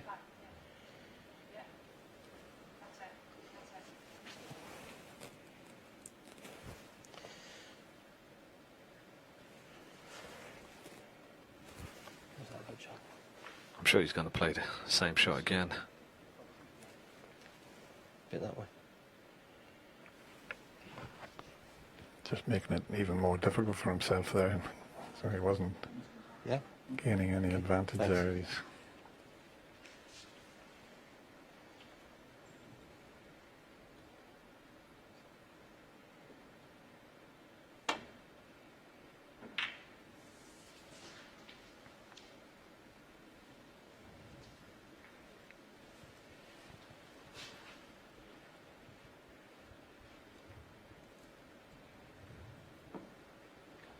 these are the shots that test a new cue. But if you play it with side, it's difficult to judge the pot when they're this far apart.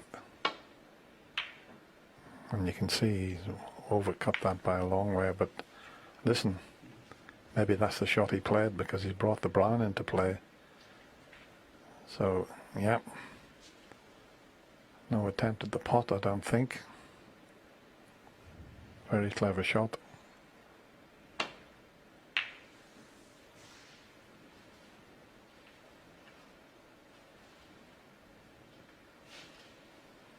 This is awkward.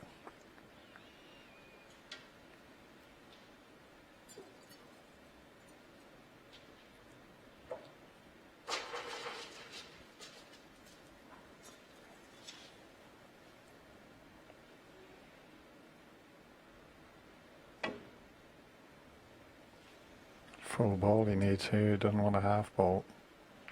Yeah, well judged.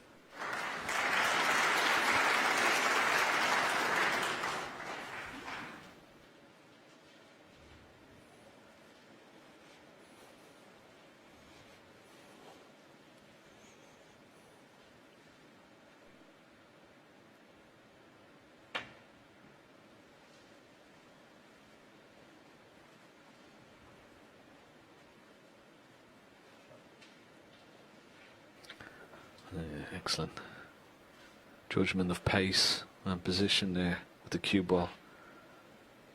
Perfectly snookering Mark Allen on all 4 reds.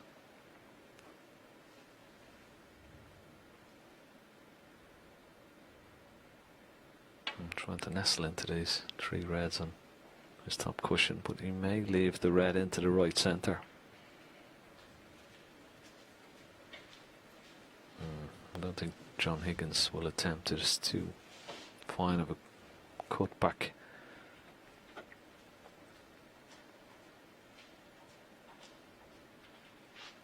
$23 points, not a bad lead.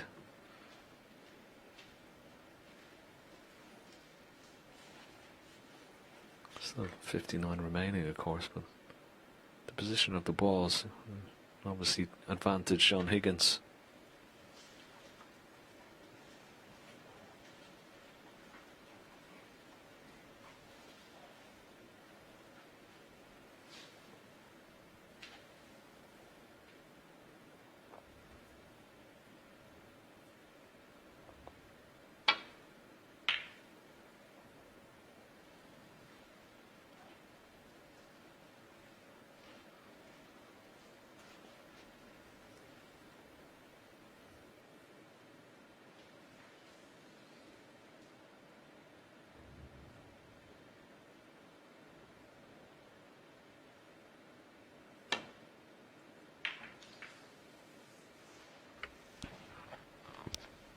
They're both very good tactical players. There's not a lot between them in the safety success department.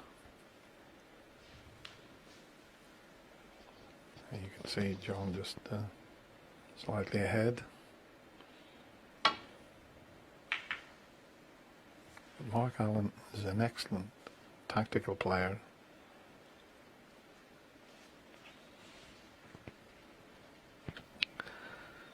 Yeah, couldn't agree more, Dennis. Clever.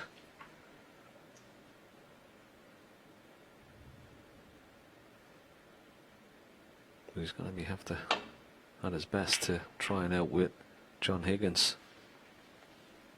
Not many better in the game in that department.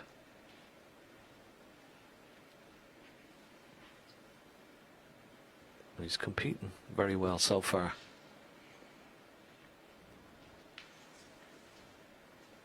It's a very important frame for both players, you would feel.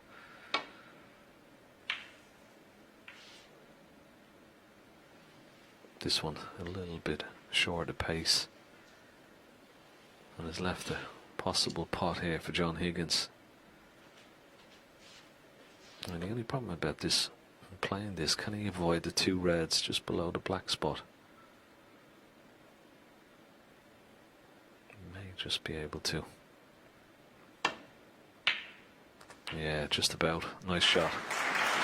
And I think he's going to be on the brown if he gets a nice kiss on the green. Yep.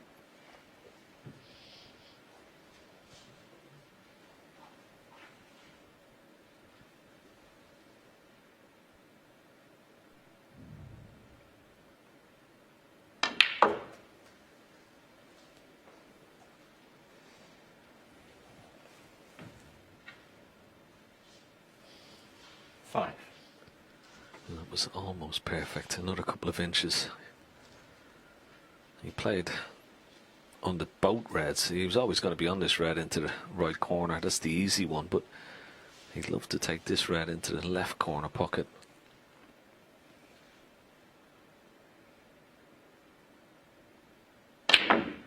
Oh, maybe he should have taken the easier one. Trying to force the cue ball out. John Higgins 5.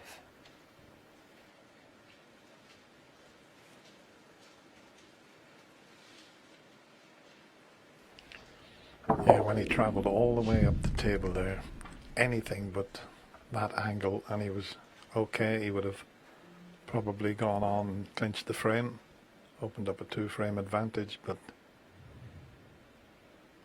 wasn't to be.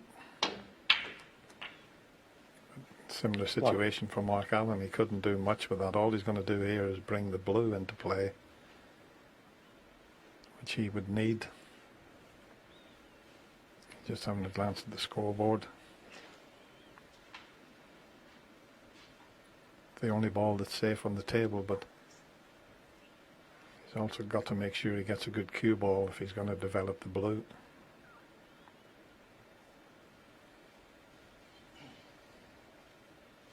John put a couple of colours safe. Mark has removed both of them now. Played a great shot earlier on where he played a cannon to bring the brown into play, so it now means that that advantage of 27 points doesn't mean a great deal. It's who gets the chance.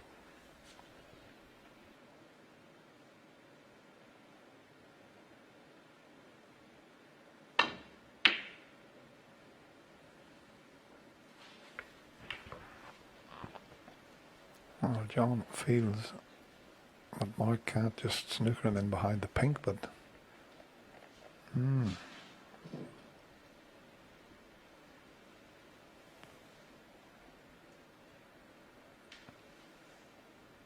he was right. The red's just a fraction off making that happen.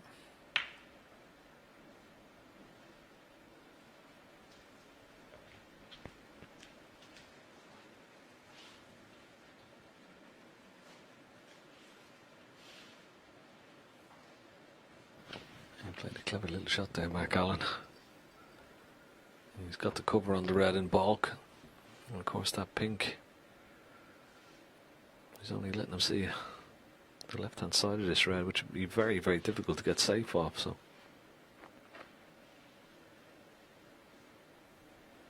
nice little shot there played. Could prove very beneficial indeed.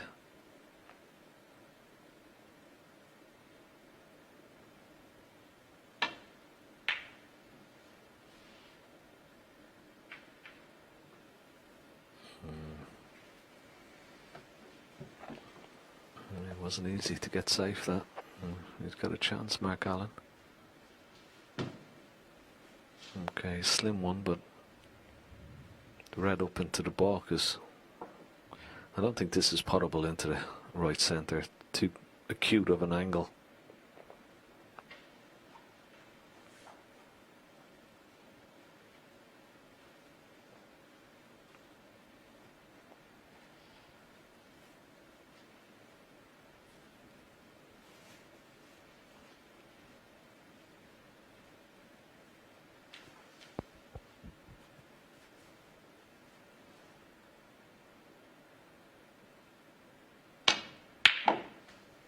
Wonderful pot. Excellent shot. And this red does pass the black, as we see this very good long pot from Mark Allen. The red does pass the black into this bottom right hand corner pocket. He'll probably come down and have a look. Now, how close can he get to it? That's the answer. That's the question. Ken, if he takes the green, will it arc around the yellow and head up towards the red? If he plays it with right hand side and plenty of screw, he might avoid the yellow and arc that cue ball, which is what he's done, but the jaw of the middle pocket has spoiled things.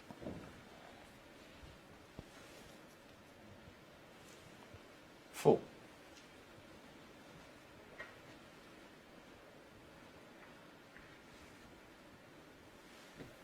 Yeah, it was a good attempt, wasn't it? He's been very unfortunate. I mean, he's hit the knuckle of the middle pocket, and have a look at this. He's actually trying to hit the black here. If he hits the black, he sort of brings it into play. Oh, he's played a belter here. It's a lovely shot. I'm thinking here that John might just be able to... He's coming around to have a look. Hit cushion first and send that red back up the table, and every chance he might get a snooker. But his main concern is to knock the red safe, similar to the shot that Mark Allen just played there, hitting the cushion first.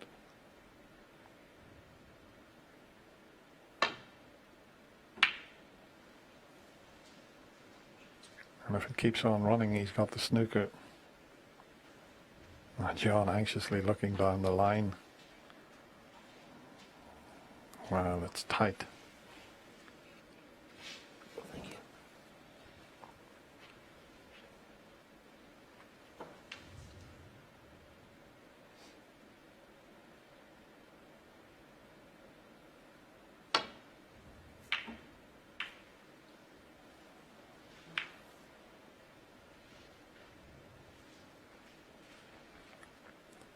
John Higgins will be delighted to see the pink going safe also. That's to his advantage.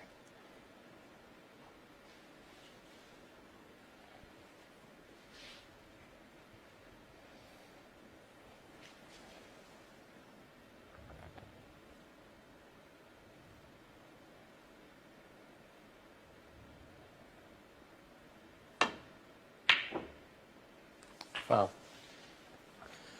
Mark Allen That's for amazing. He wasn't really playing to get on the colour there. Might have been better. It was almost straight. He might have been better just playing that with screw, knocking the red in and then rolling tight up against the black. The only possible colour he could get on there playing it that way was the black.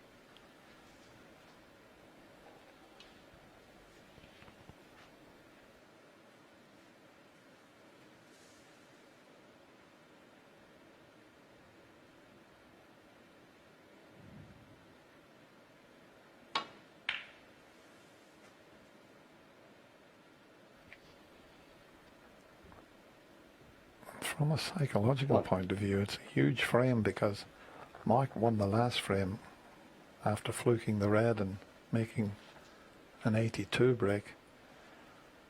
And what was it, 92 break? If he was to pinch this one as well, it would make such a difference.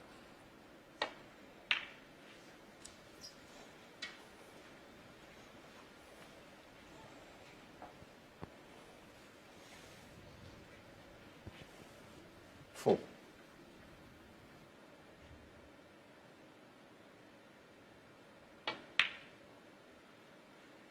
6. Just having a look at the scoreboard. He's 13 behind, so he's going to need all remaining 5 colours. 9. Now, does he leave an angle when potting the brown on the blue to try and remove the pink? Or does he leave the pink there for the possible double? Let's see what he chooses here. 13. Has he got the angle? Will he try and take the pink away from the cushion, or will he leave it there for the double? What would you play, Dennis? I'd play to move the pink, because you're not guaranteed a double unless you're someone like John Higgins, who's brilliant at them.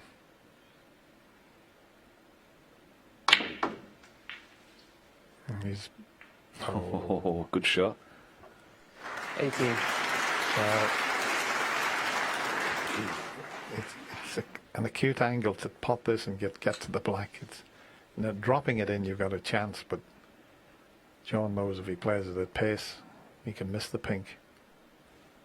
So it wasn't the best little flick. A bit further out and he was perfect. Here's a little flick. Wanted to catch an almost full ball off the cushion. I think the only thing to do here, then, well, he's got a couple of options. Not take the pink on whatsoever, or try and just drop it in, leave the cue ball somewhere in balk and play a good safety shot on the black maybe. He may not attempt this pink at all. Yeah, maybe wait for a better opportunity. Mark Allen 18. So a situation where both players need pink and black. Because when John pots the pink, Mark will be 7 behind with 7 on. I wonder would he attempt a double here down into the bottom right hand corner pocket. It's a Almost like a free shot, isn't it?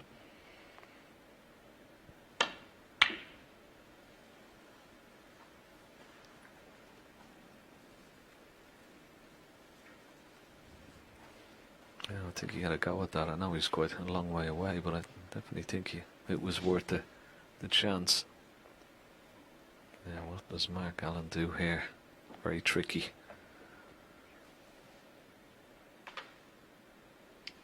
If the pink was just another inch or so up the table, he could try and get in behind the black, but can't do it from that angle.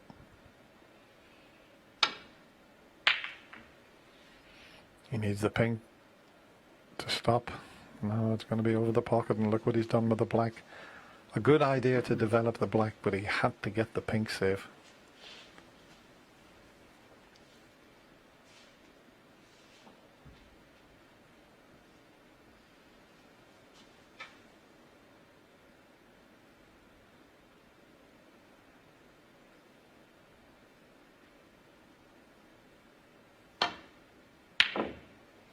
Amazing. And as I say, from a psychological point of view, if John Higgins loses this frame, even though it will be all square, his head will be in a jam jar.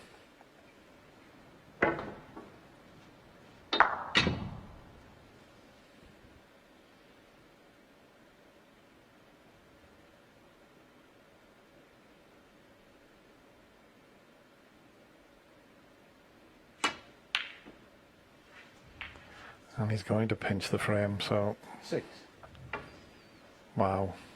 Well, don't leave the rest there unless you hit it nice and gentle, because if the white comes back and hits the rest, it's a foul. Yeah, well, that's a frame that slipped away there, Ken. John Higgins looked in complete control, and it just shows you what can happen with the game of snooker. And now we're all square at 3 frames each.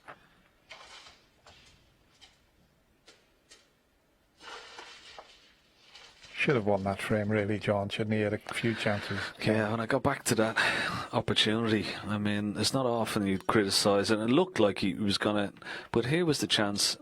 He had a wonderful opportunity to go into the pack,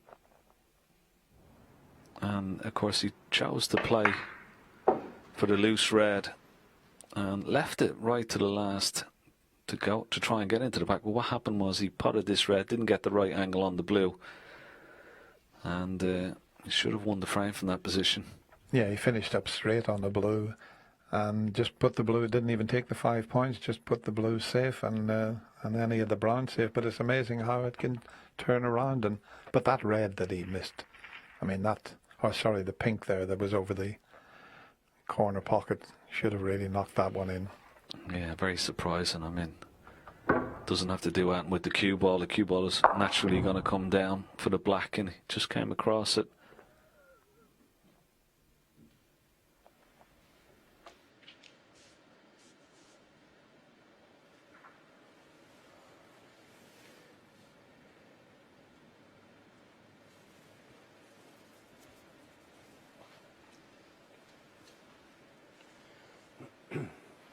The 7th frame, John Higgins to break.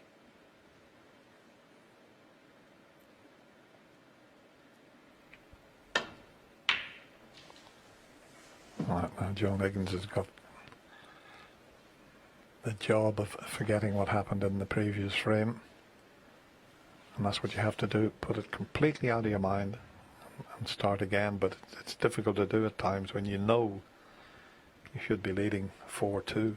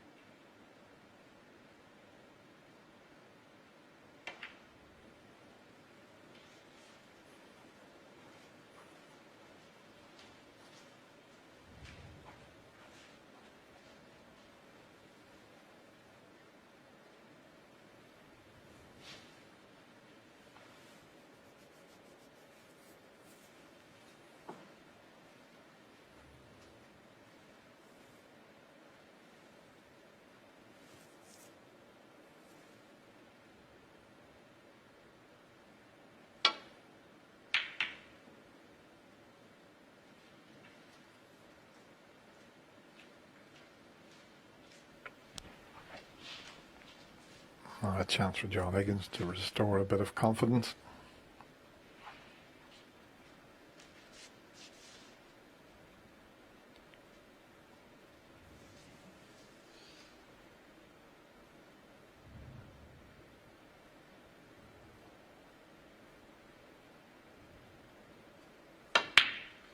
Amazing.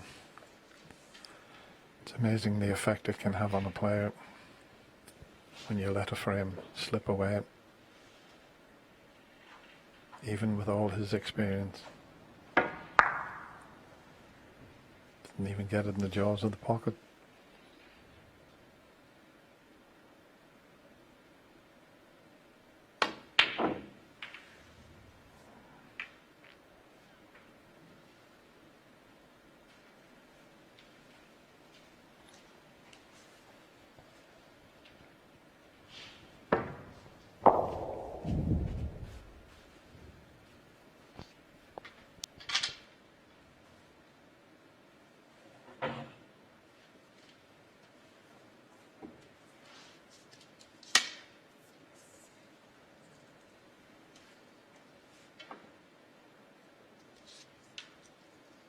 He has choices here. Reds left and right of the pink. He's gonna have to go into the reds to try and get that cue ball back up to the blue, possibly. It wasn't easy, that. One. Needed a lot more screw and try and get that cue ball through the reds.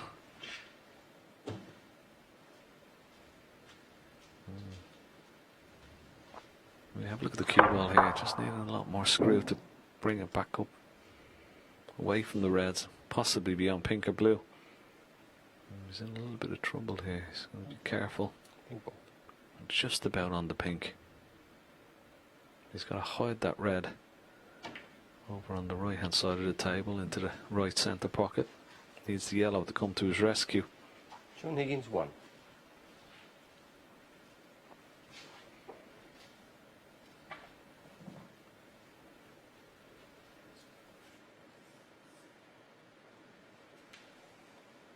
Well, I think he's on this red.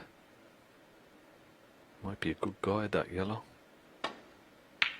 Yeah, ooh. Looked pretty good. Another chance for John Higgins.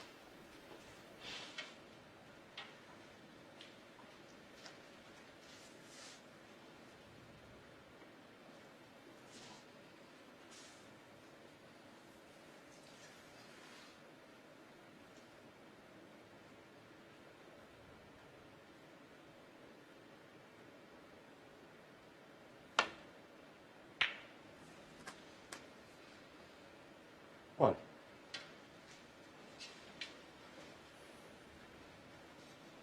Well, that will make him feel a little bit better. That was nicely controlled to hold for the black.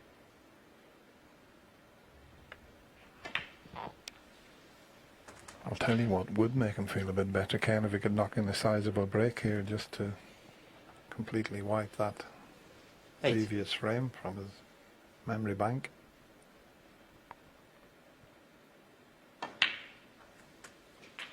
9.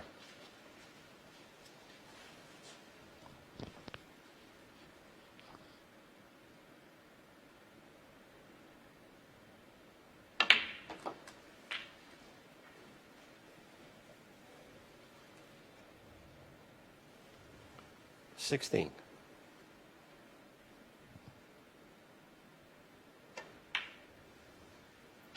17.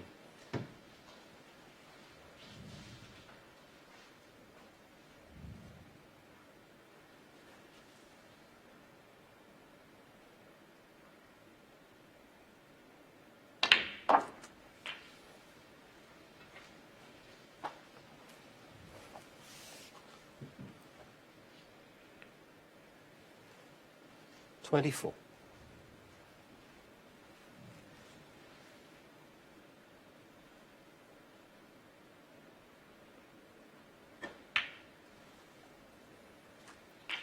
25. A little bit straight on the black. Well, he could screw back for the red, just to the right of the pink spot.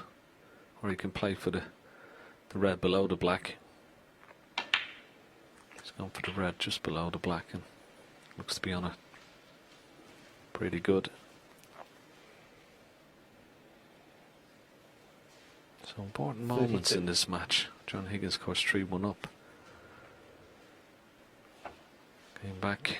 Mark Allen fluked the red, made 92.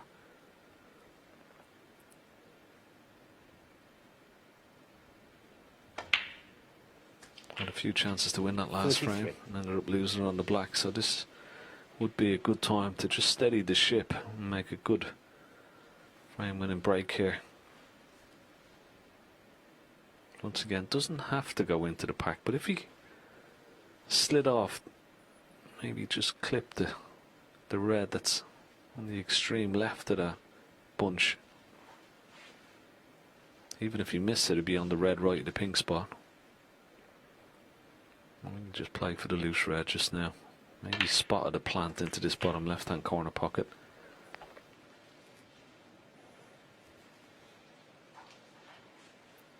He's coming 40. around to have a look again, so maybe a plant. Yeah, they look like a plant.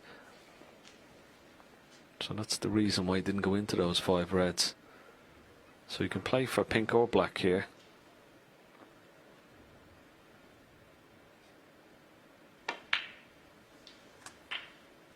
And now play for the plant, and when he takes this plant on, that should release the other reds into potable positions. Just having another good look at it.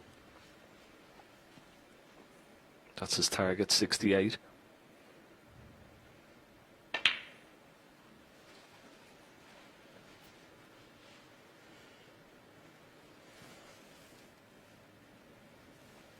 $47.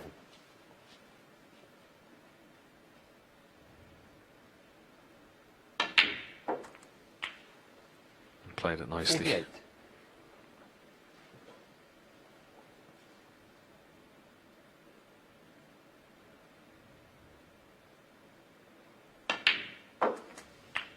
And this has been one sort of characteristic, and great characteristic as well, Dennis, for John Higgins over the years, even though it may have been a 54. shock to the system and losing the last couple of frames, and particularly the last one when he had the pink 55. into the yellow pocket. But he has great powers of recovery, hasn't he?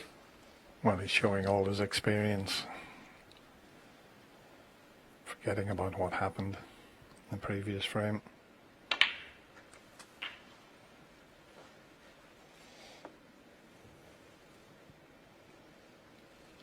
$62.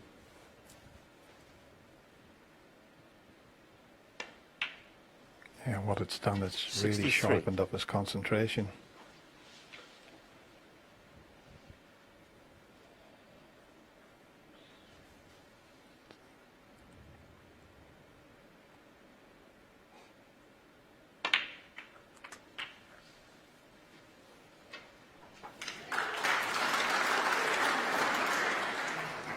$70.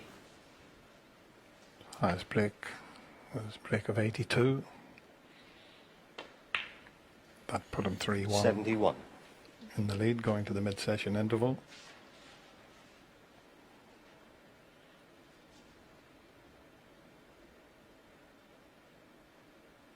It's one of those matches that you feel might go to a deciding frame. 76.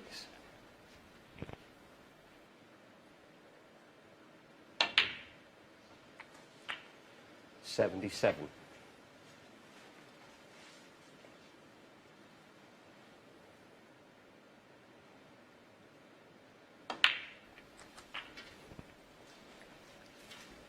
This red's a bit tricky, and the one near the middle pocket's a bit tricky. If he's going to make the century. 84.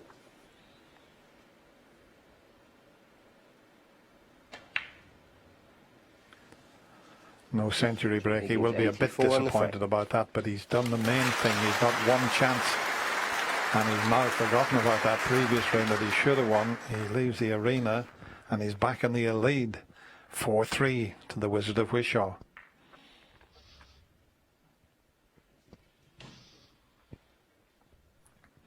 And that was a typical John Higgins performance there. Mark couldn't do anything about that. Did well to pinch the last frame. But if your opponent wins with one visit, you can't do much about it.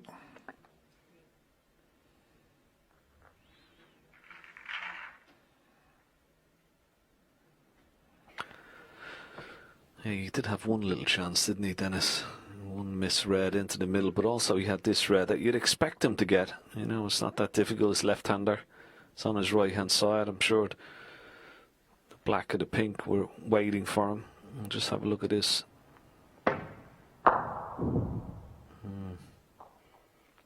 That would have been a nice little opening for him, and it was a chance miss for him. But a good break from John Higgins, as you said. Steadied the ship, and he's got his nose ahead. Once more, 6 of course, for a place into the quarterfinals, where Ronnie O'Sullivan awaits after that remarkable comeback today. Had some great matches already, haven't we, Dennis? I mean, at the Masters, one of the, you know, I think it's only second to the World Championship myself, but always, all the matches are fantastic, aren't they?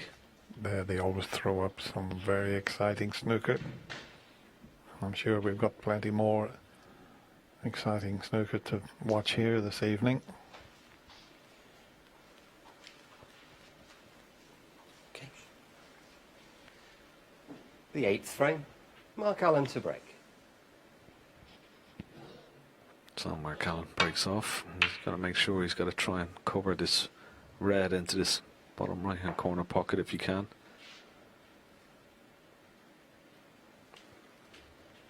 Just not getting enough side on the cue ball to try and hide this red. He's left it out a couple of times already this evening. A little bit more difficult this one because it's closer to the ball cushion, the cue ball.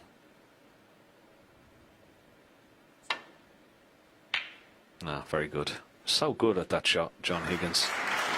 And once again, played it with a lot of confidence. Look where the cue ball is finished. You see other players in the cue ball will be back up in the balk area, but John Higgins, such proficiency that he plays that particular shot, doesn't he?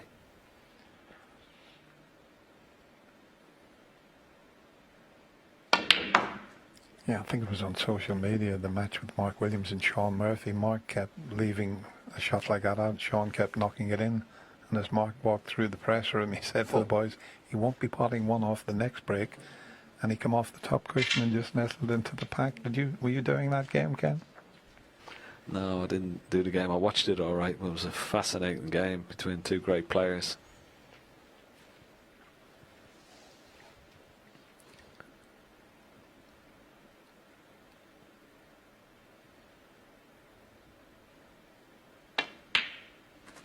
It's so difficult to hide those reds, isn't it? You know, you've got to really get a lot of, and because these cushions do slide a little bit, it's very difficult to get the cue ball around and in behind the green.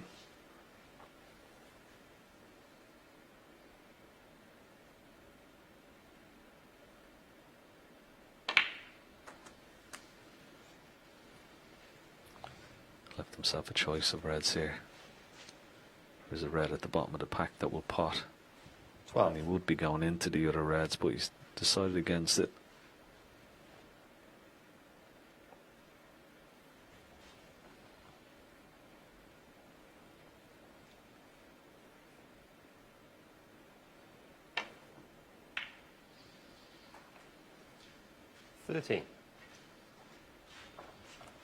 There's only that one red that Ken mentioned to the right in the back of the bunch that's available, but he's got an angle on the green here. He might decide to go straight into the reds and pink.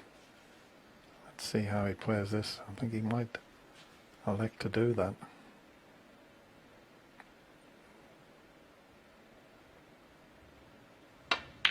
No, he could hold for that one, but he's took his eye off the pot. And he didn't even finish on that red, so surprised once again he didn't just pop the green and crash into the reds. He was trying to be too precise there. Well, he's done that a couple of times tonight, hasn't he? And it's cost him. Not his usual aggressive self, John Higgins.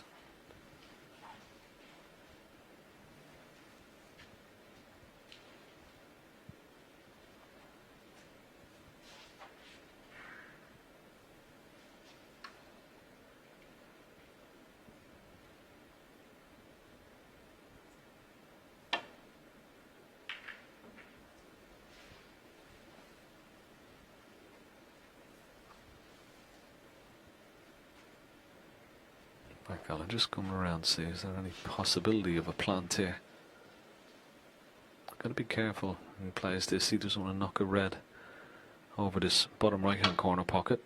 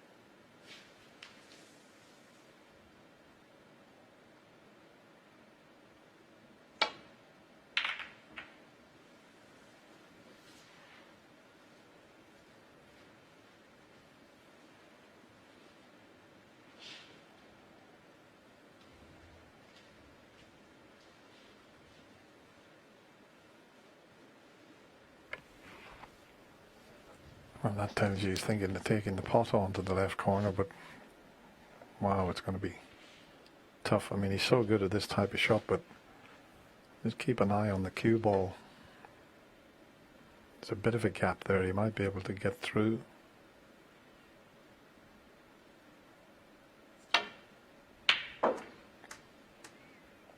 Just flicked the black, but once again, what a superb long pot. It was on the brown, and I think the pink might be available. He's knocked quite a few of that type of shot in this evening.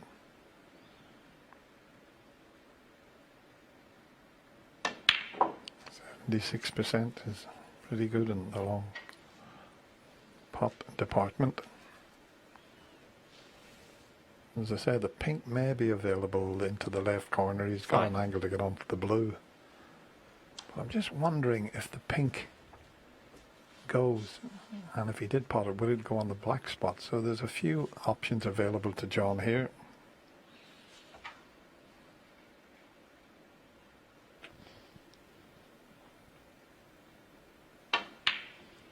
If that pink goes onto the black spot, what a bonus that will be. Goes on the highest available. Yeah, it will go onto the black spot, so that's certainly going to open things up.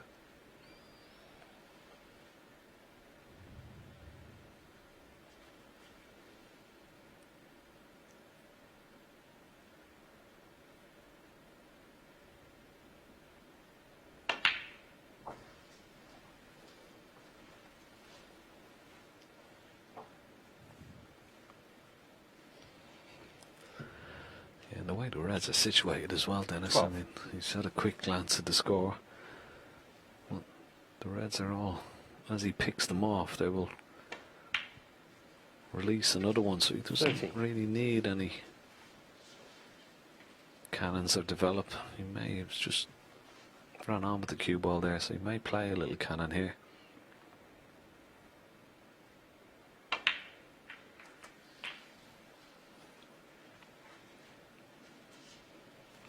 Slightly hampered.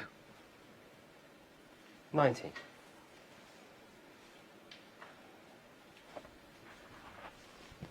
He looked at one in the middle pocket. He might have dropped on that unintentionally, it has to be said, but he doesn't like it.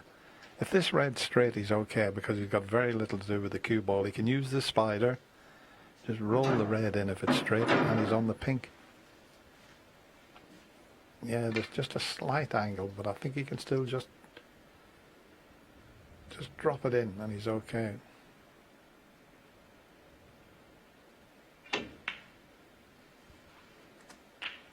That was about the best he could do there to leave this angle in. He hasn't had them in prime position. And once again, he's got a little bit of work to do here. Another can needed to prevent the white from running up the table. Oh, he's played a delicate one. He's held it. He did well to hold it from that angle. He really did. Yeah, he ducked down into the cue ball. Look at the 26. angle he has, but that was an excellent shot. A lot better than it looked.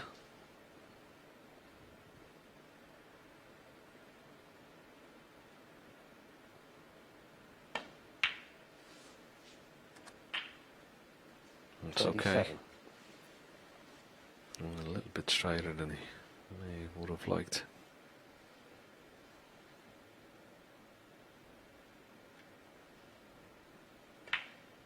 Yeah, he's going to play for the red that's close to the black.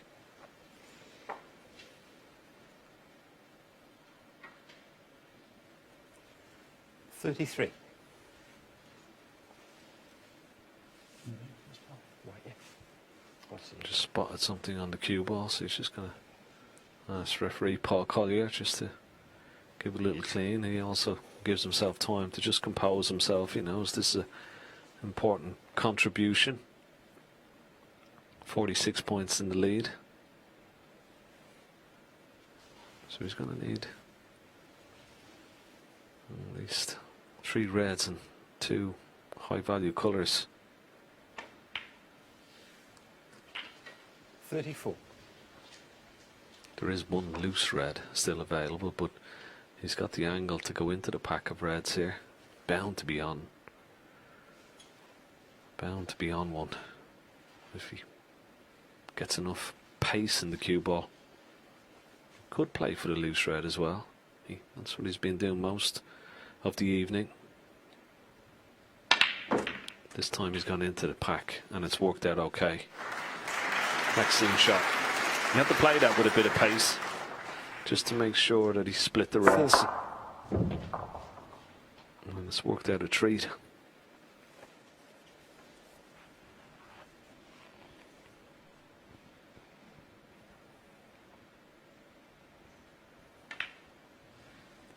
How many times have we seen him do this? 41. Mark Allen put him right under pressure, pinching the previous frame on the black, and John Higgins has come back out with breaks of 84, and now this.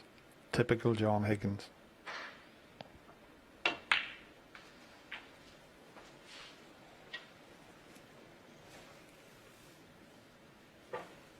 $46. 47. This was the opening red, Dennis. I mean, have a look at this again. Beautiful pot. Just clip the black. But wonderful long pot from John Higgins. 52.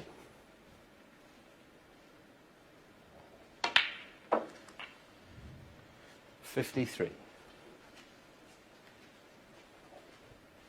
Hasn't had a century yet in this match. He went close on a couple of occasions.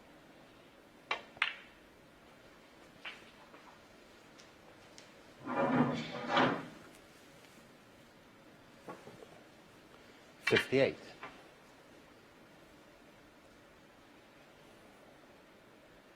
Oh, 59. Mark Allen's going to have to win 3 frames in a row. He's quite capable of doing that. It's a tall order, but if anyone can do it, he can. But this has been a wonderful display from John Higgins here in the last few 65. frames. 66.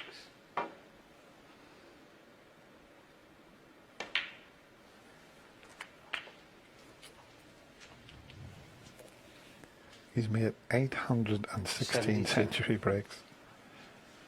Incredible.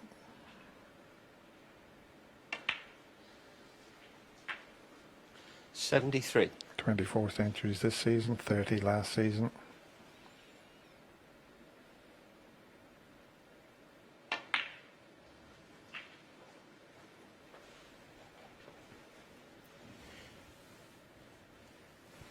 $78.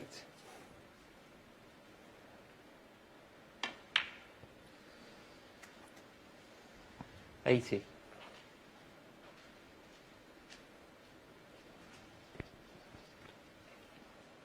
Well, he's going to need the rest.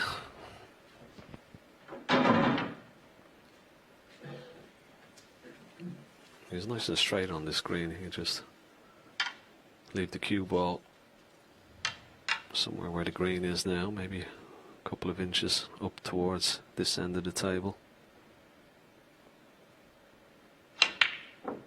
Ooh.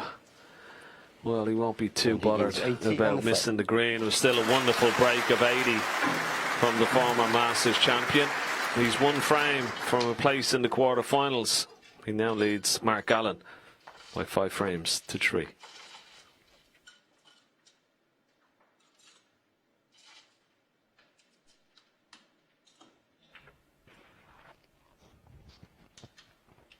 Well, the one thing that Mark Allen's blessed with is a terrific temperament,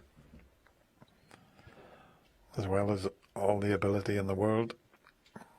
But it's going to be a tall order to win 3 in a row, especially the way John has started performing. That's an 84 break and an 80 break.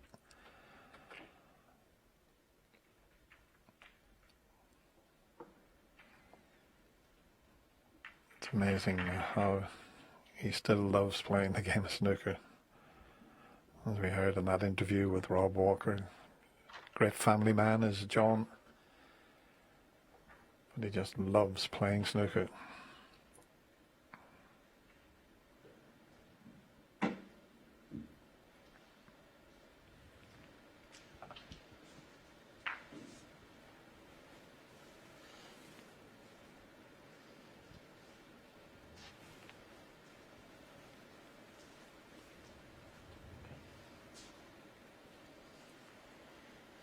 The 9th frame. John Higgins to break.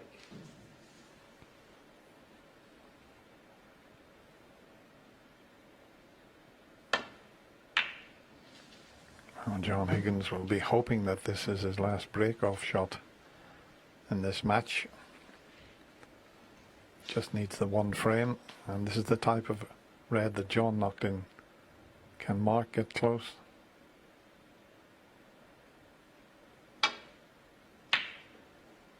Not quite.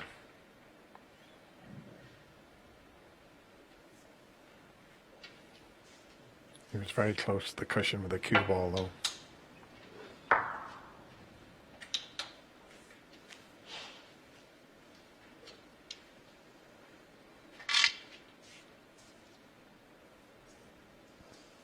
think he might be able to, yeah, just reach this. Not taking the pot on, just a safety.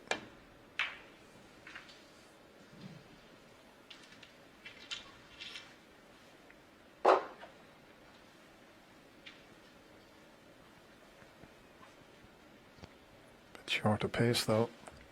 Mark's got to be a little bit careful he doesn't push one over the right corner pocket here. I mean, you could go close to maybe clipping this one in, but it's all about the safety shot. Well, he played the red that it wouldn't pot, but he just wanted to make sure and get a good cue ball. Come up a little bit short. It's okay, but you want to be getting the white close to the ball cushion.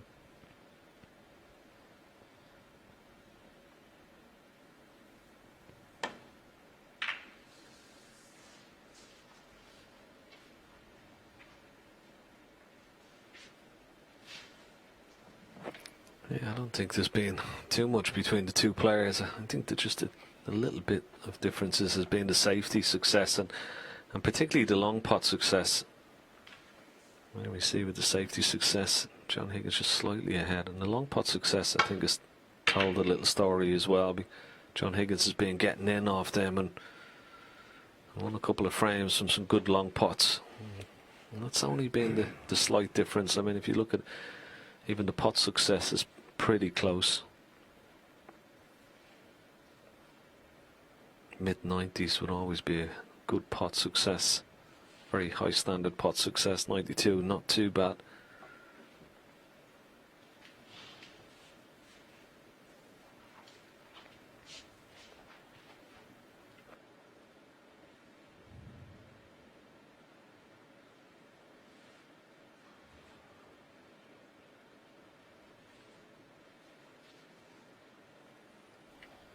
Be careful of the red, the right side of the table here on the safety shot. Did well to avoid it. Mark just tapping the cue on this table there. And I think the Phantom Clapper seen him tap the table and pressed the button.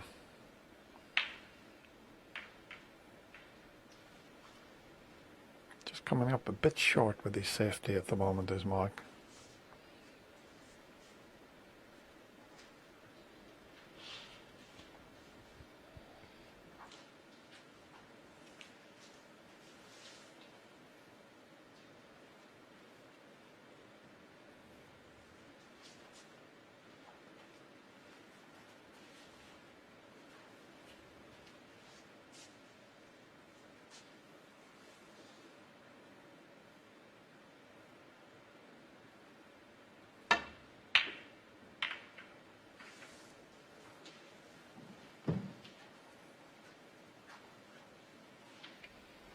Just at the moment they're both finding it difficult to get the white close to the cushion. This is a free shot for Mark here, shot to nothing. No, he's just decided, well, maybe the shot I thought wouldn't pot, so just... Now who's going to get the best and telling safety to create the first chance? John can take on the shot that I thought Mark might have. Don't know whether it was available for Mark, this shot to nothing.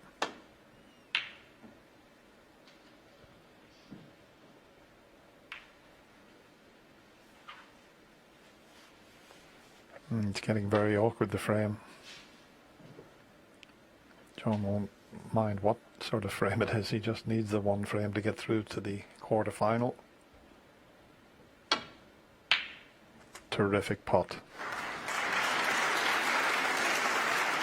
And a good angle on the brown. So listen, the pink and black are tied up, but the angle he has on the brown probably be easier to develop the pink and reds. That would be a lot easier than trying to develop the black, as we show you that terrific long pot. So one good shot needed here.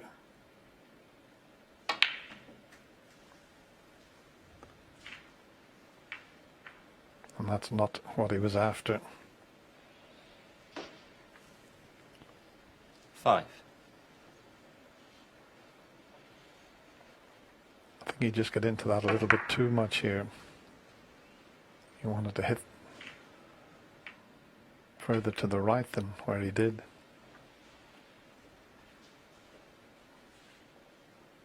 Mark Allen 5.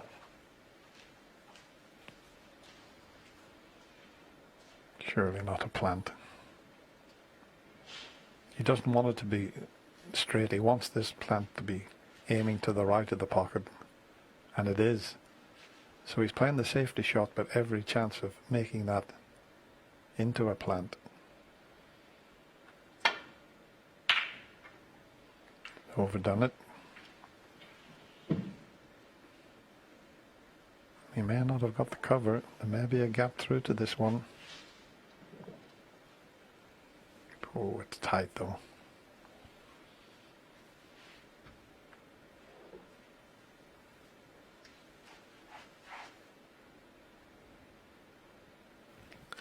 I'm just wondering if he used a little bit of right hand side, can he bend the cue ball around the blue? Well, he's going to take an alternative shot. This red into the bottom left hand corner pocket. Oh, good pot again. Excellent shot. Come on. He's fighting hard. That's one thing he's not short of, Mark Allen, and that's bottle. Back firmly against the wall, and he pulls a shot like that out.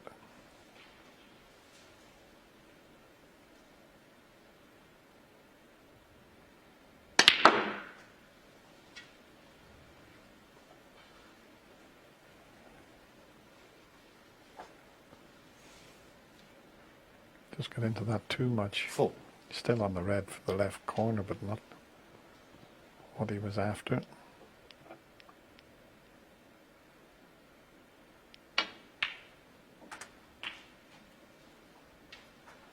Good recovery, correct side of the blue. Chances there now for him.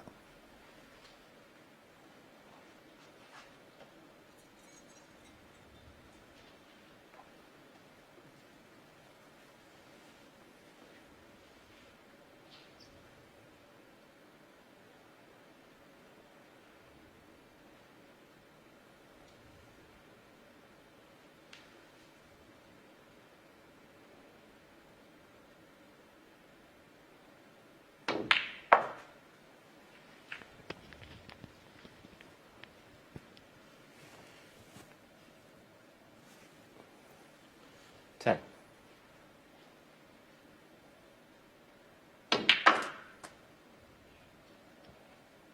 $11.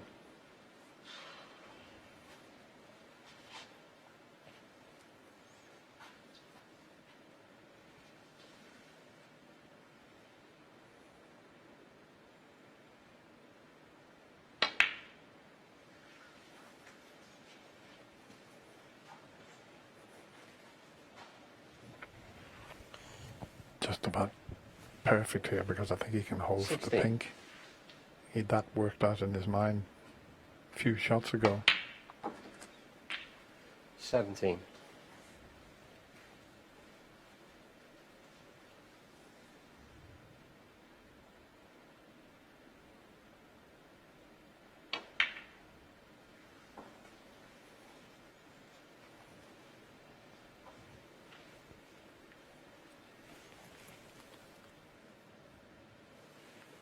$23.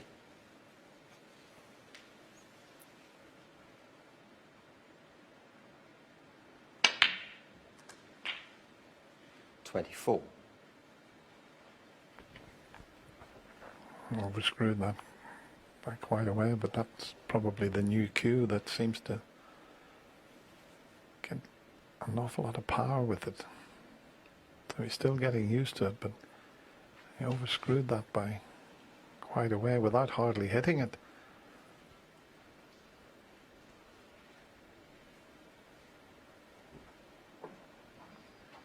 And take the blue up into the corner.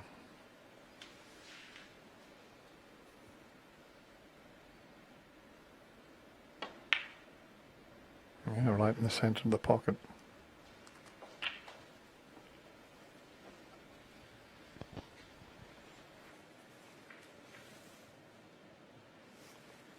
$29.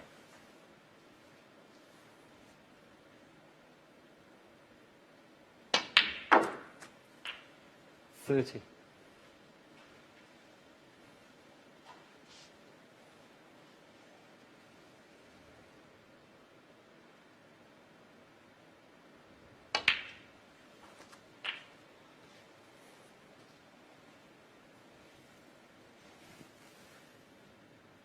$36. Well, he'd been frozen out 37. for 2 frames while John made breaks of 84 and 80.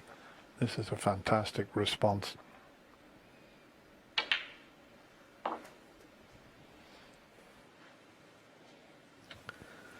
Yeah. Well worked break, isn't it? 43. Worked hard for it. Great opening red.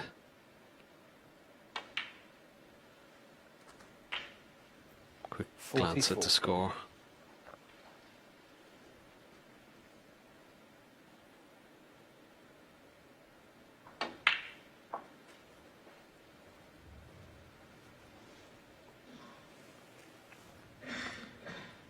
So he's going to need red colour 49. red.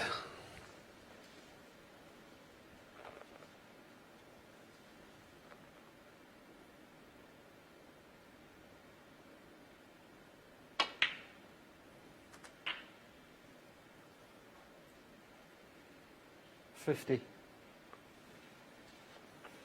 The red on the left hand side of the table, not too bad for a left-hander. He may try and the one that's just second out from the cushion and try and get in behind that into the maybe for the right centre pocket, or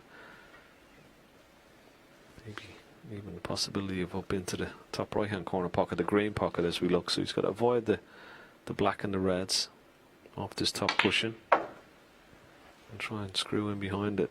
And it's pretty good. It's not too bad. Could have been a little bit better, but he still has it. He just needs the red. 55.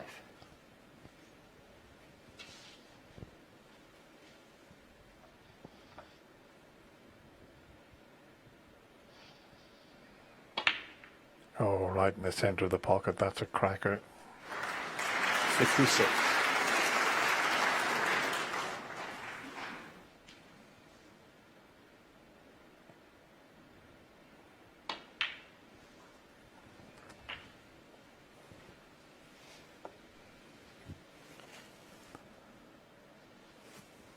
$62.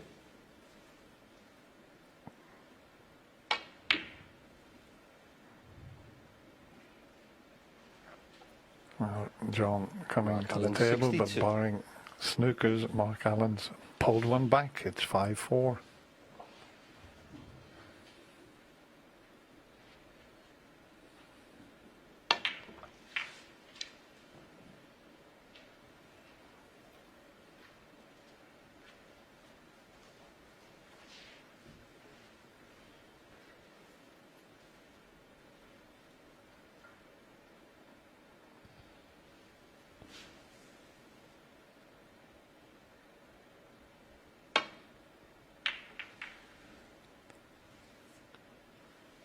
Maybe a chance here to get 3 reds, 3 blacks, because at the moment he needs a couple of snookers to tie. So it's a must pot this.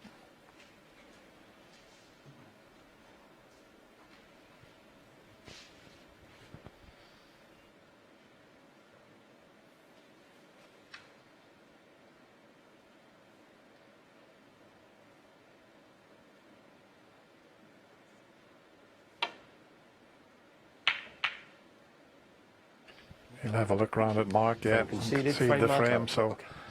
what a terrific effort from Mark Allen. That break of 62 has kept him in this year's Betfred Masters, but he still trails the former champion. It's 5-4.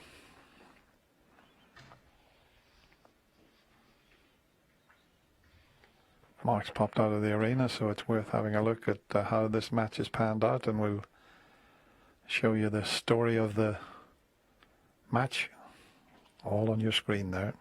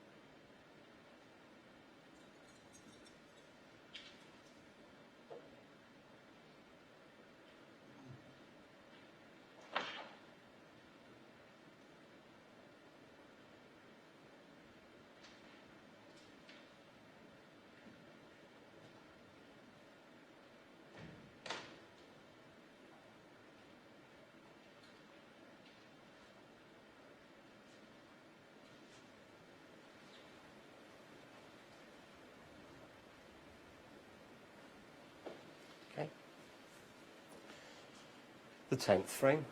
Mark Allen to break.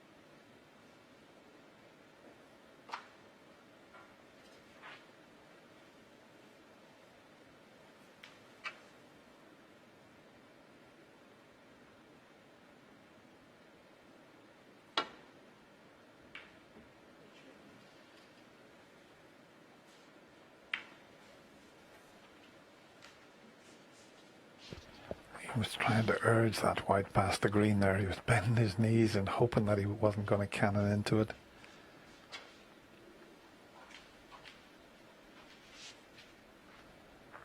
This red will cut in.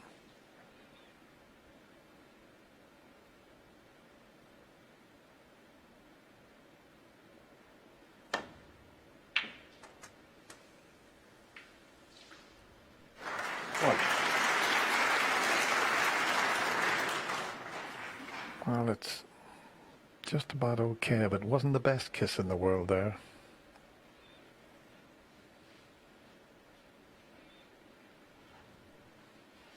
The blue's a thin snick, white will be running up and down the table, depending on how thin it is. But he's definitely having a go here.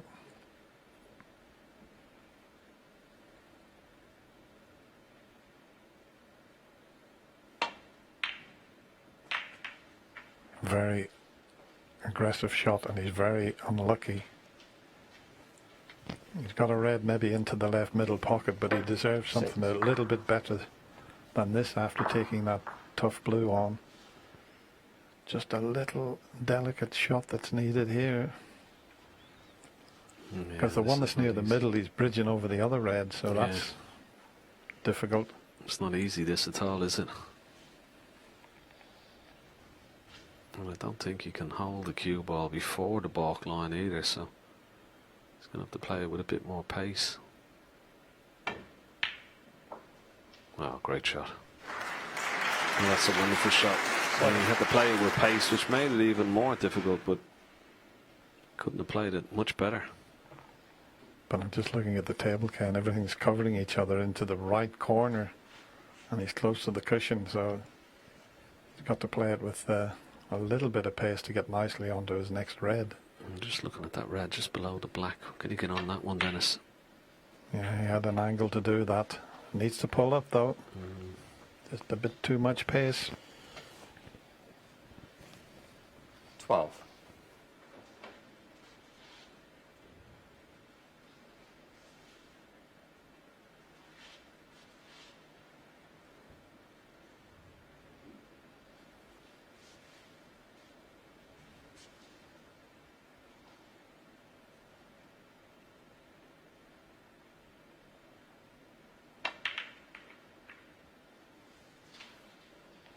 Wow, how close was that? He cringes as he walks away, because if that goes in, what a chance. It was an awkward little shot back into a blind pocket. He couldn't see the pocket in his eye line.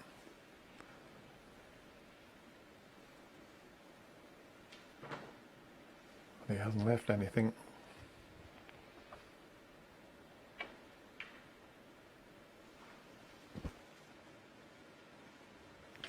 Yeah, that could have been technically match ball, couldn't it, if that red had dropped perfectly on the black and position of the reds around it. Would have been difficult to see him not win the match from that position. It was so close.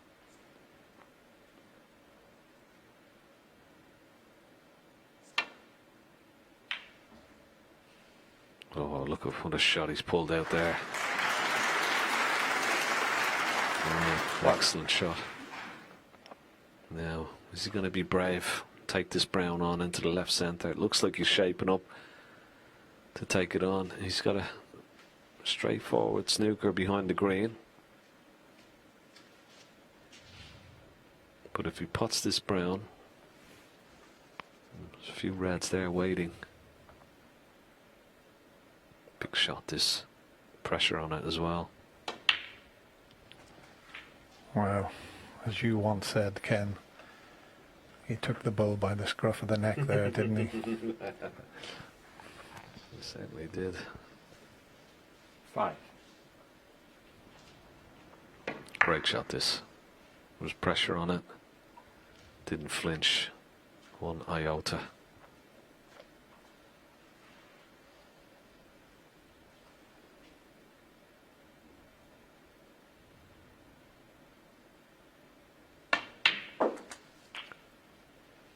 Pink available, and he can play. Well, he's got plenty of choices here. Well, he could play a delicate little cannon with potting this pink, just push the cue ball through. Cannon the red just to the right of the pink, and he'll be on a red into this right corner pocket. Oh, he's missed it. Oh, wow. Well, can you believe that? John Higgins 6.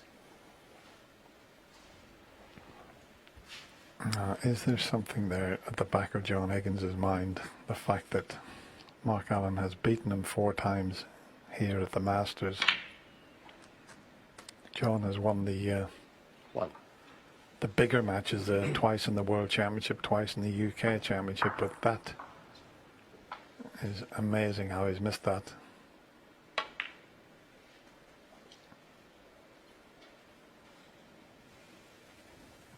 What a chance he had there. 7.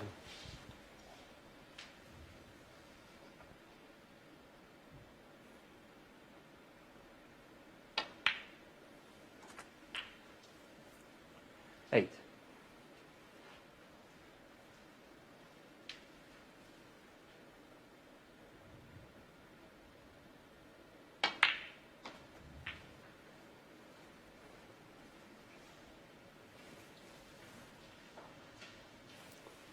$13.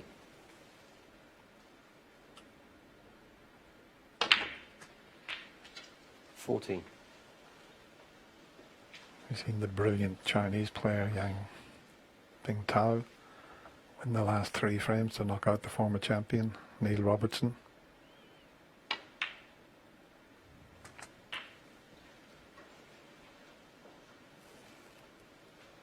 Could Mark Allen do a similar thing here? Yeah, we saw Ronnie O'Sullivan this afternoon, didn't he? He was 5-3 behind in the last 3 frames to 22. book his place into the quarterfinals. He awaits the winner of this particular match. That shall be another cracker. Whoever gets through. Now, will he go into the pack here? He's okay.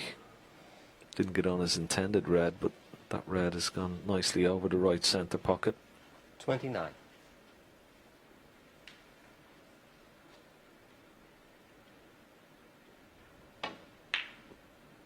Oh my. Oh, can you believe it? He's done exactly the same thing that John Higgins has done. Mark Allen 29. He just took it for granted. He was hampered a little bit, but not that much. That was just a bit of focus there. Lost the concentration slightly. That's not pressure.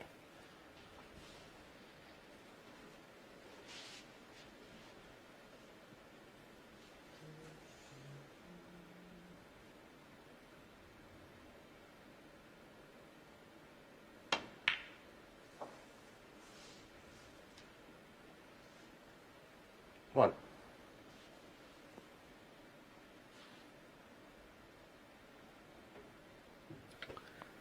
He's got to go into the pink here. He's got to take a chance here, Dennis.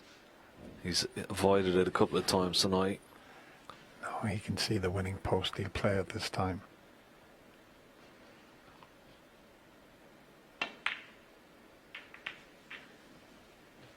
Yeah, that was always the shot. He couldn't have played it any better. That was 6. a wonderful result. Have a look at this. Delicately played, particularly making sure he hit on the right hand side of that red as we look. So the cue ball was pushing into this red and knocking it towards this bottom right corner pocket.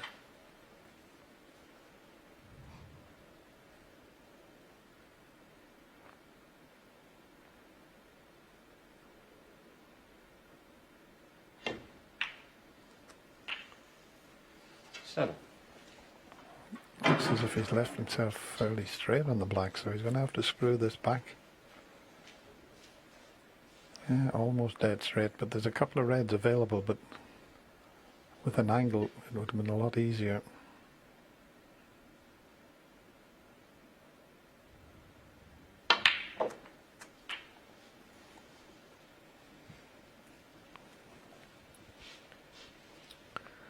He's just looking at the scores. John Higgins 14. just checking the scores as well. He wants to work out exactly what he needs, but he's 3 points in the lead. And even 4 reds, 4 blacks would be 35 ahead with that one remaining red. The red behind the black, which is the more difficult one of all 5. He will definitely need that red.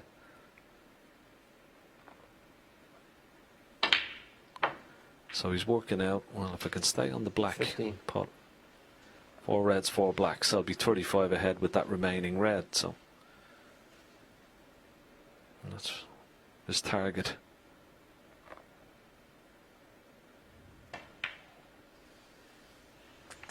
And that's why players, you will see them glance at the score. They just want to make sure they do the calculations in their mind. Thinking 22. quite a good bit ahead here. 23.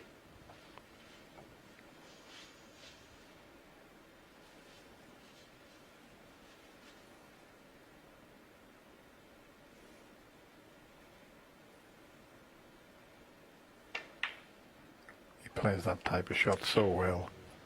I mean, it wasn't a complete natural angle. He had to play it very delicately like that. 30. Otherwise the white would have ran further up the table, but he's so good at that type of shot.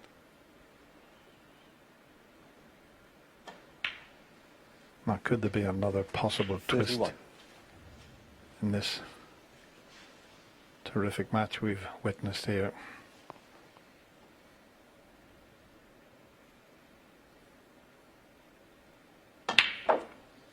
All about that red along the cushion, because as Ken mentioned,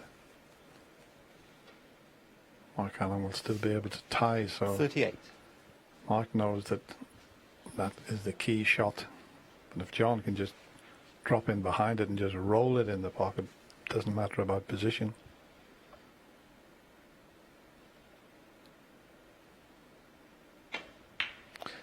It's been very, very clever. And 39. it's certainly a lesson to any amateurs out there, or even budding professionals, and even some of the professionals as well. Always be checking the scores, because he's very clever in the way he's gone about this. John Higgins made sure that he's got the reds with blacks, so it gives himself a little bit of an edge here. 35 points in the lead with 35 remaining. He's not going to go for this red.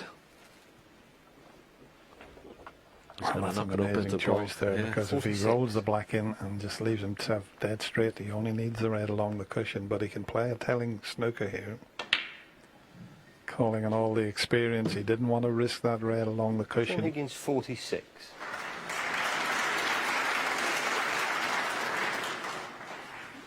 He'd made his mind up. You could tell he had no interest in leaving the red along the cushion. Well, that's what you call a snooker. Behind all, I suppose you could say that's to be sure, to be sure, to be sure. It's behind the 3 colours. I'm just wondering, Dennis, Mark Allen's come up to the back end of the table. Just wanted to see how far this red was off the ball cushion. If he can somehow come off this right hand side cushion just before the middle, he's got to miss the green, hit the ball cushion, catch the red from the back, knock it back up the table. He could leave another snooker here, you know, if he catches this right. He could leave another snooker. Ho, ho, ho, ho. How do you like those apples? Well, John almost forcing a smile there. And he's now thinking to himself, I should have rolled the black in and rolled the red along the cushion, and well, it wouldn't have been a handshake, there would have been a thumbs up. And now he's got to hit this, because if he doesn't get out of the snooker, Mark Williams can win. Mark Allen. Mark Williams there.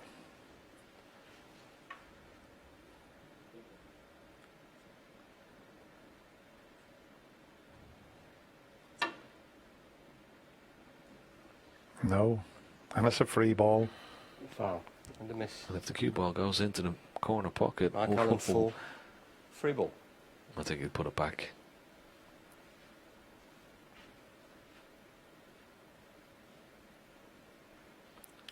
Could roll the green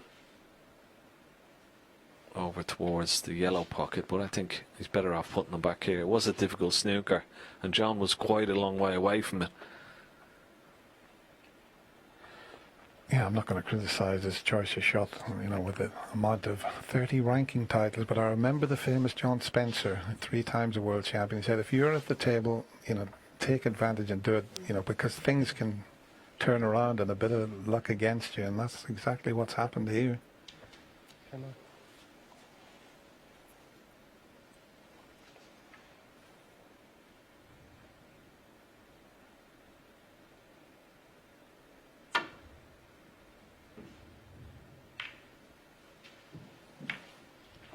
Oh, what an outcome there.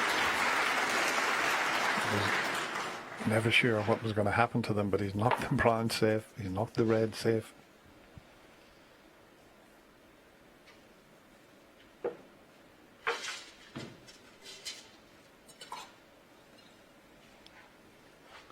Yeah, it's worked out quite favourable there. It wasn't an easy hit either.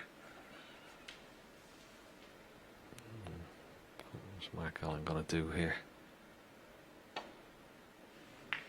Trying to get that cue ball down behind this black, but that's no good. He's left John Higgins a long pot. His long pot success tonight has been 75%. 15 from 20. Needs a good one here. This is match ball.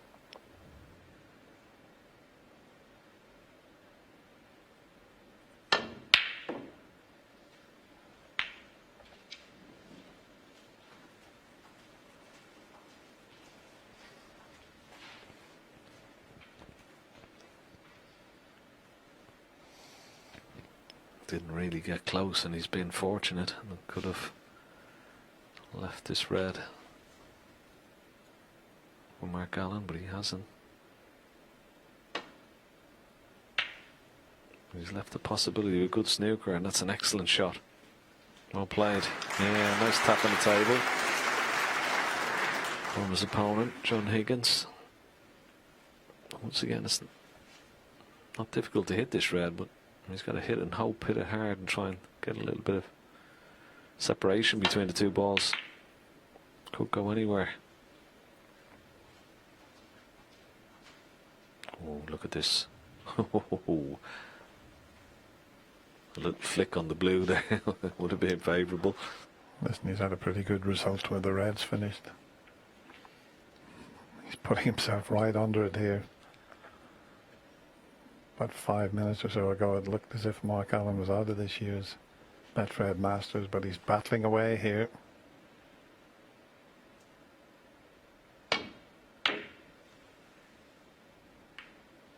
Oh, and that's developed the brown. That's a terrific shot.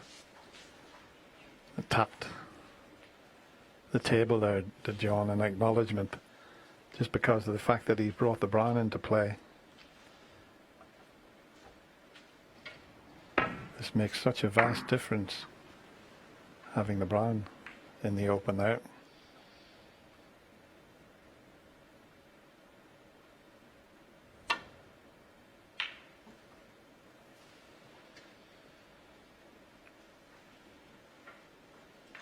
Oh, what a shot.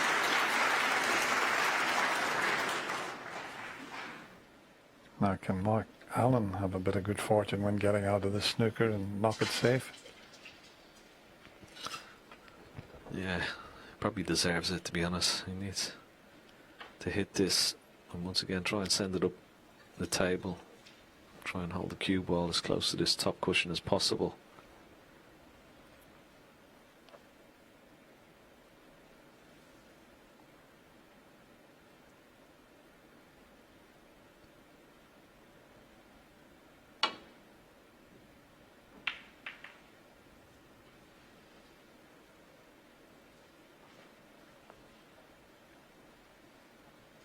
It's potable, this red.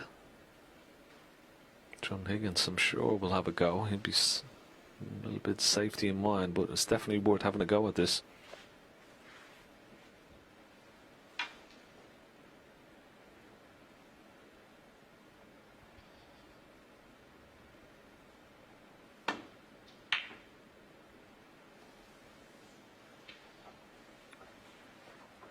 Is there a gap through to the potting angle? There might be. Well, there's not. Just a fraction away from having a chance there.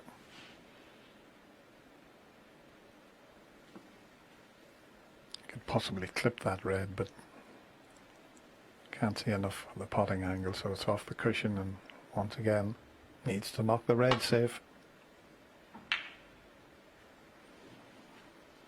And that, you would say, is safe because it's a snooker.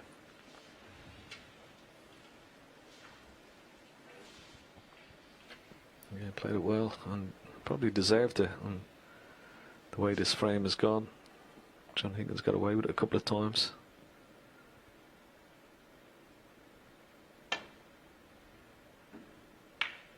He's not going to get away with it this time. Now, what can Mark Allen do?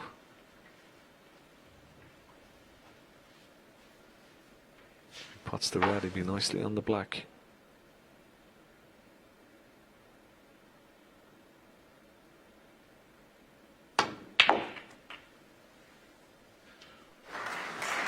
What shot.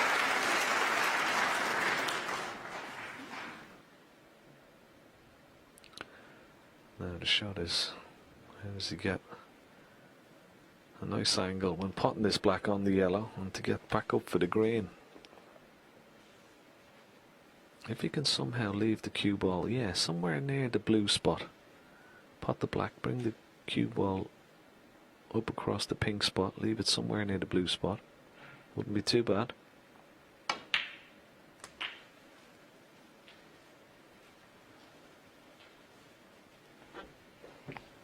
Just gone a bit too far. I'll tell you what, this will be some shot with the rest. 8. I kept praising this new cue he has, the power that he can generate. He's going to need it here.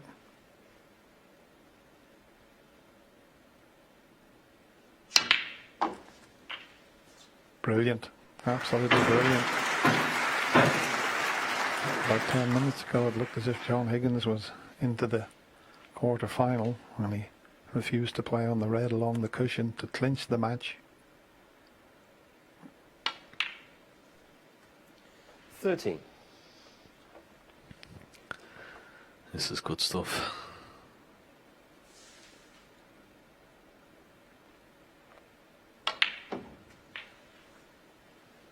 He's played this very well. Perfect on the blue 17. into the right centre. And what a steal this would be for Mark Allen. It looks like we're going into a decider, folks. 22. Once more, already had a decider today. Pink and black required.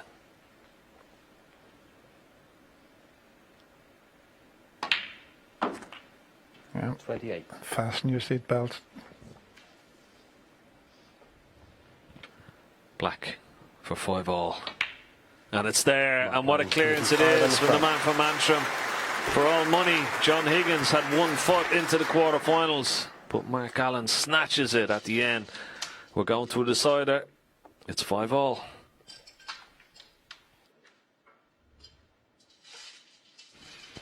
Well, that was an amazing end to that frame. John Higgins, well, he thought he was in the quarter-final, and he made a choice that, he thought he can just drop this black in because Mark can only tie and then just roll the red along the cushion.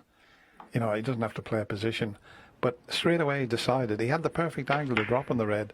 Straight away he decided, no, I'm going to screw back and I'm going to put him in trouble. But the number of times that it can turn around, because he played the perfect shot.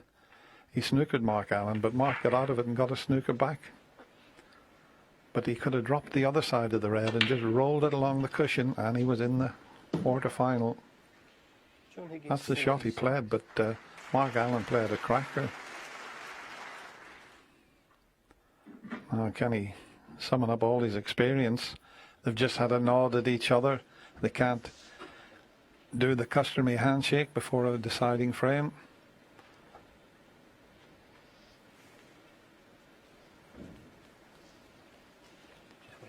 And as John Powell always says, in a deciding frame, you just want one chance at some stage. Deciding frame. John Higgins to break.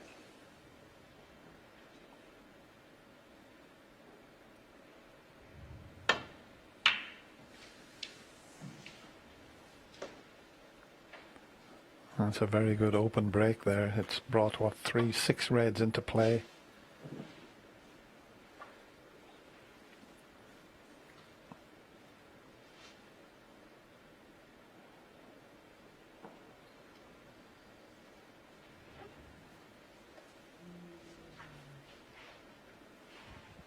It's been a highly entertaining match. And chance for Mark Allen if he takes this red on. The black does pot into the left corner pocket. Will he take this red on? He certainly will, and right into the middle of the pocket. What a beautiful shot. Excellent opening red.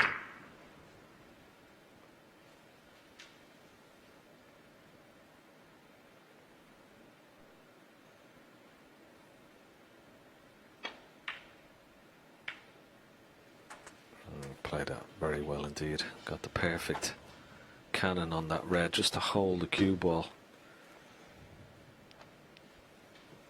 8.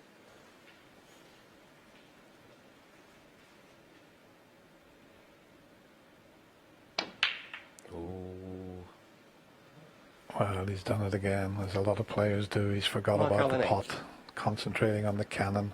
What a glorious chance he had given himself with that fabulous opening pot there, but took his eye off the pot, making sure he cannoned the red correctly.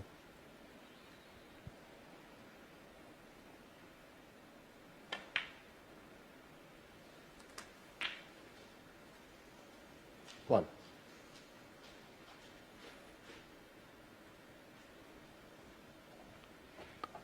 John Higgins sprung out of his chair. He didn't expect to be getting back to the table so soon.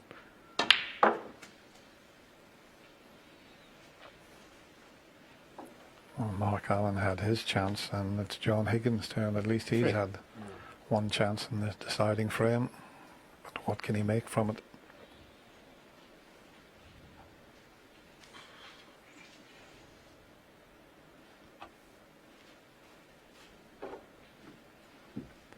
Well, this, for me, is a slightly more difficult shot. The blue's hampering him slightly, and he's having to use the extension and the rest.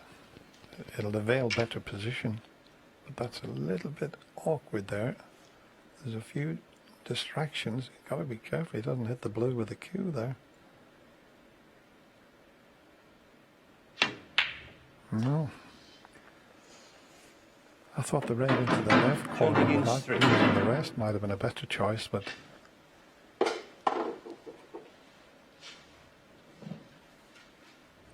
if the blue wasn't there, there wouldn't have been a problem with this.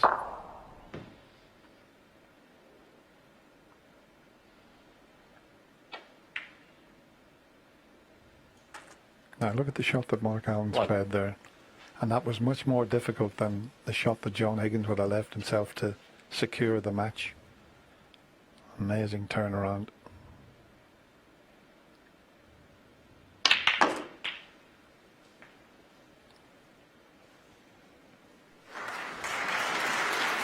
No.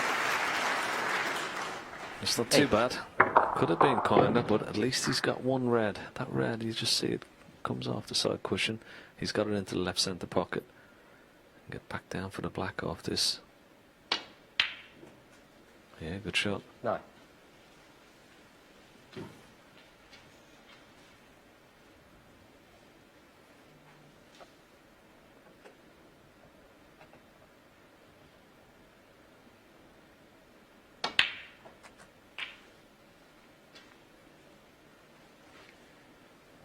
And when he was 5-3 behind, I said there's one thing that Mark Allen's got, and that's a lot 16. of bottle. Isn't he proving that here with this comeback?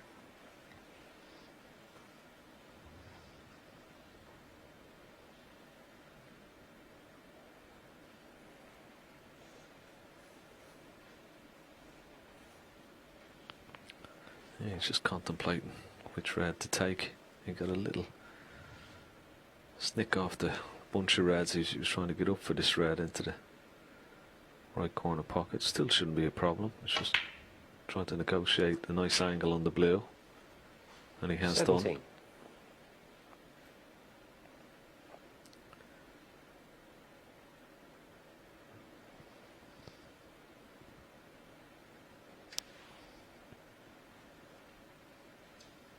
He's going to need one good split on these reds. I don't think he's going to go into the reds just now. I think he might play for that red left to the black.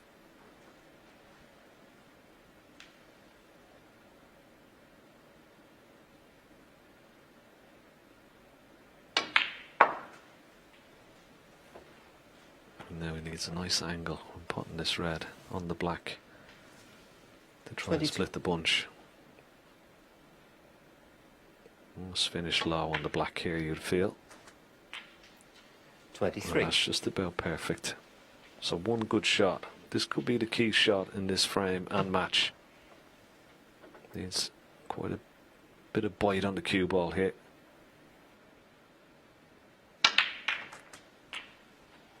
Oh, he's got a bit too much bite on it. They're difficult to judge when you're playing that type of shot. He just got into it too well. 30. You can see the white stopped, and then all of a sudden it fizzed backwards. So a few more twists and turns you feel in this intriguing encounter.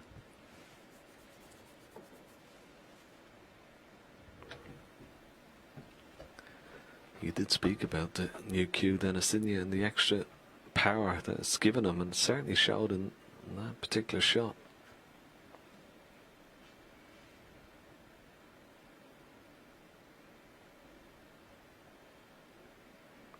I mean, the 5 reds, they split lovely, but just look at where the cue ball is. Nothing to go at here.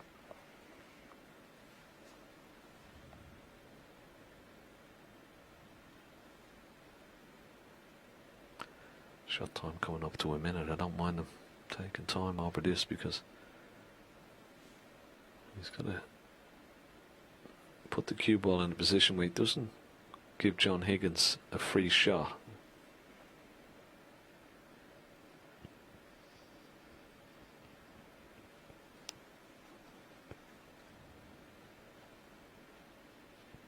He's got to get it somewhere behind the black, as tight to this top cushion as possible. Yeah, that's the key with the safety shot, getting it tight on the cushion.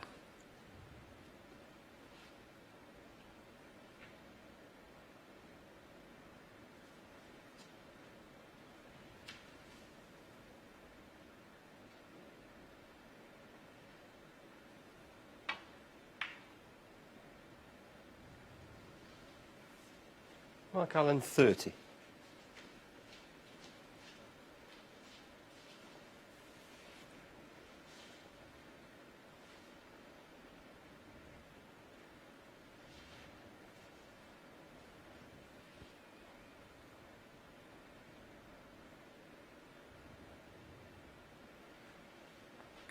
a bit of a problem here is John, because if he plays the white up towards the pink and he doesn't get it right, Mark Allen will be able to move the red from the yellow and possibly snooker John, so that's not an option.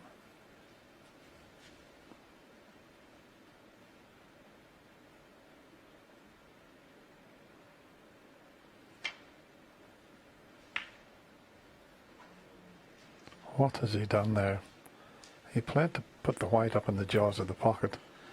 I think his brain has gone a bit scrambled because he knows he should have been in the quarter final, and that was a poor shot from John there.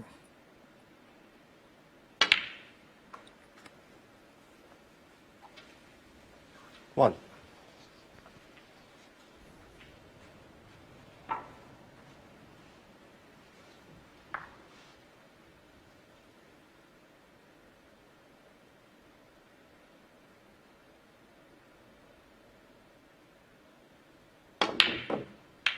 Well, now that was pressure. That was a pressure pot, because he knows if he knocks the brown in, he's in the quarter final the way the balls are sitting. It's quite understandable now. Deciding frame, the tension's going to mount.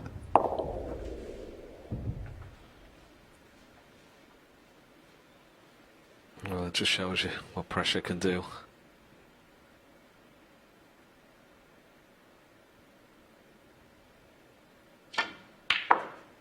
Anything can happen, particularly in a last frame decider.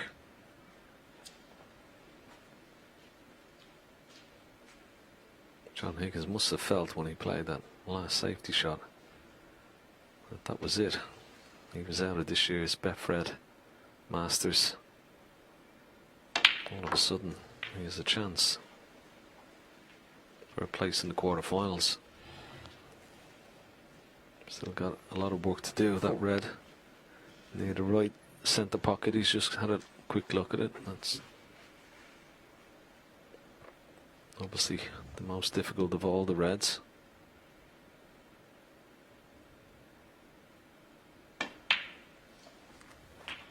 Can you imagine what the tension would have been like if this had been at Alexander Palace with 2,000 people there? It would have been unbelievable. It's still very tense out there with no people in. It's been a wonderful match to watch. 12.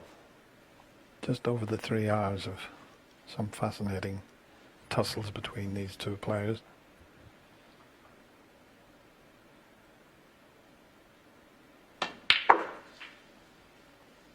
Well, he's slightly made a mess of this already, John Higgins. He doesn't have a great angle on the blue. Wanted to be straighter on it.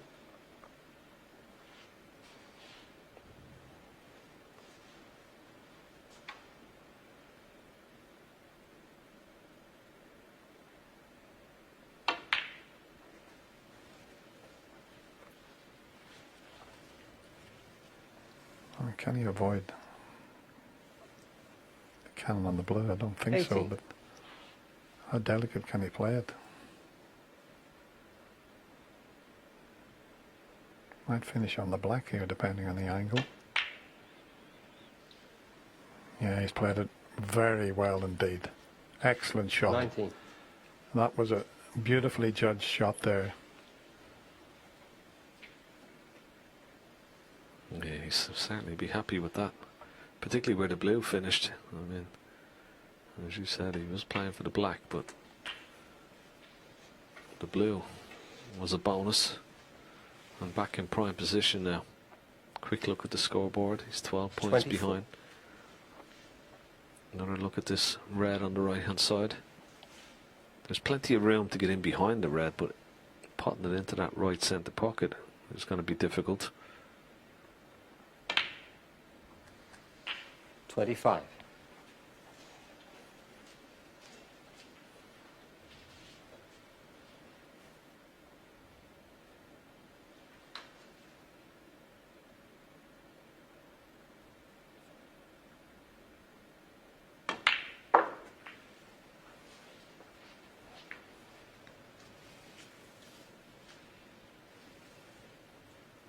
30. He does have the option of potting the red and trying to move the red away from the cushion into the open, but I don't think he's going to do that.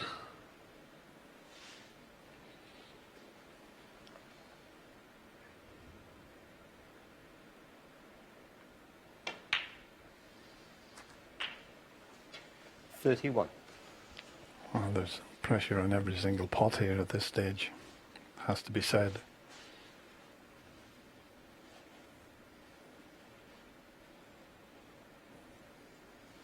Will he get another chance?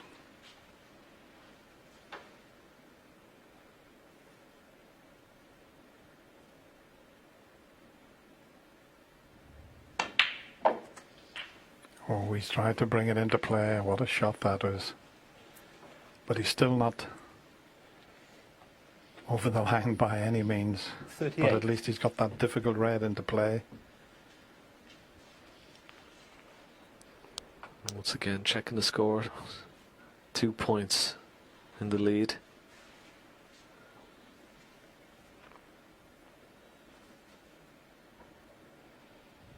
Two reds, two blacks, and yellow and green would put him 23 points in the lead with 22 remaining.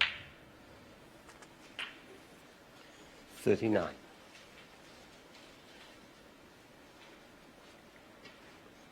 Could play for pink off the last red. That's why he's having a look at the scoreboard again.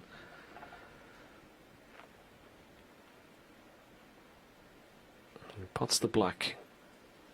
He's 10 points in the lead. He could come back down for the black again off the last red, or could play for the pink. Yeah, looks like he may come back down for the black. 46.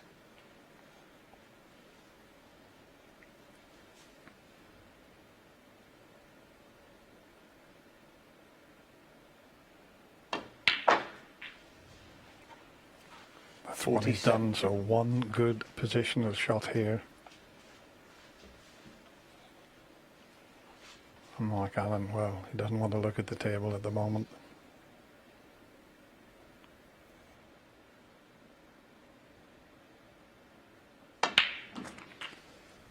Well, I talked about Mark Allen and the bottle that he has. What about John Higgins after all that's happened? 54.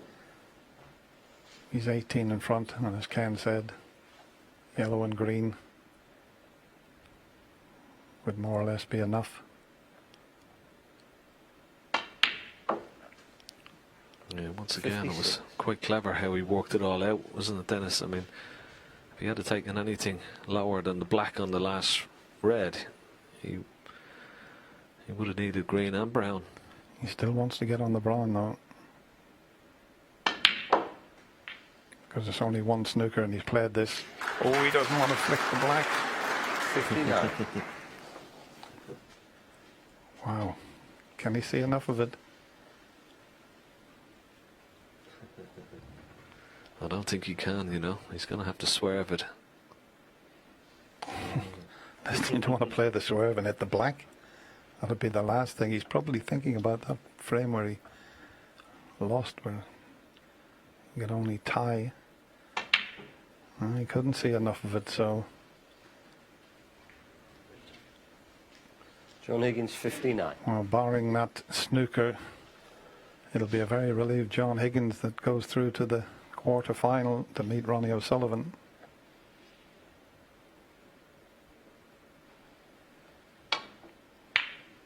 He's pretty good at getting snookers, is Mark Allen. Just a bit too pacey this time. Well, could this have another twist, this match? We've had everything already.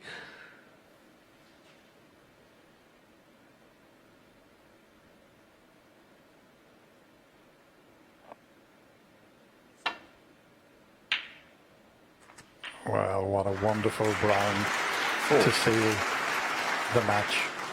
And what a wonderful match we've had. Great spirited fight back from Mark Allen. And if he pots the brown, he was near the cushion. If he pots the brown, it's Mark Allen that would have gone through to the quarter final. But a great fight back from 5-3 down. The best of Higgins friends, and 15 frame just anyway. look at each other and well, have a little smile and a thumbs up. And what a match we've witnessed here. John Higgins, well, it looked like he was going to win quite comfortably, but in the end, he was fortunate to get through in the deciding frame. What a cracking match, 6-5 to the Wizard of Wishaw.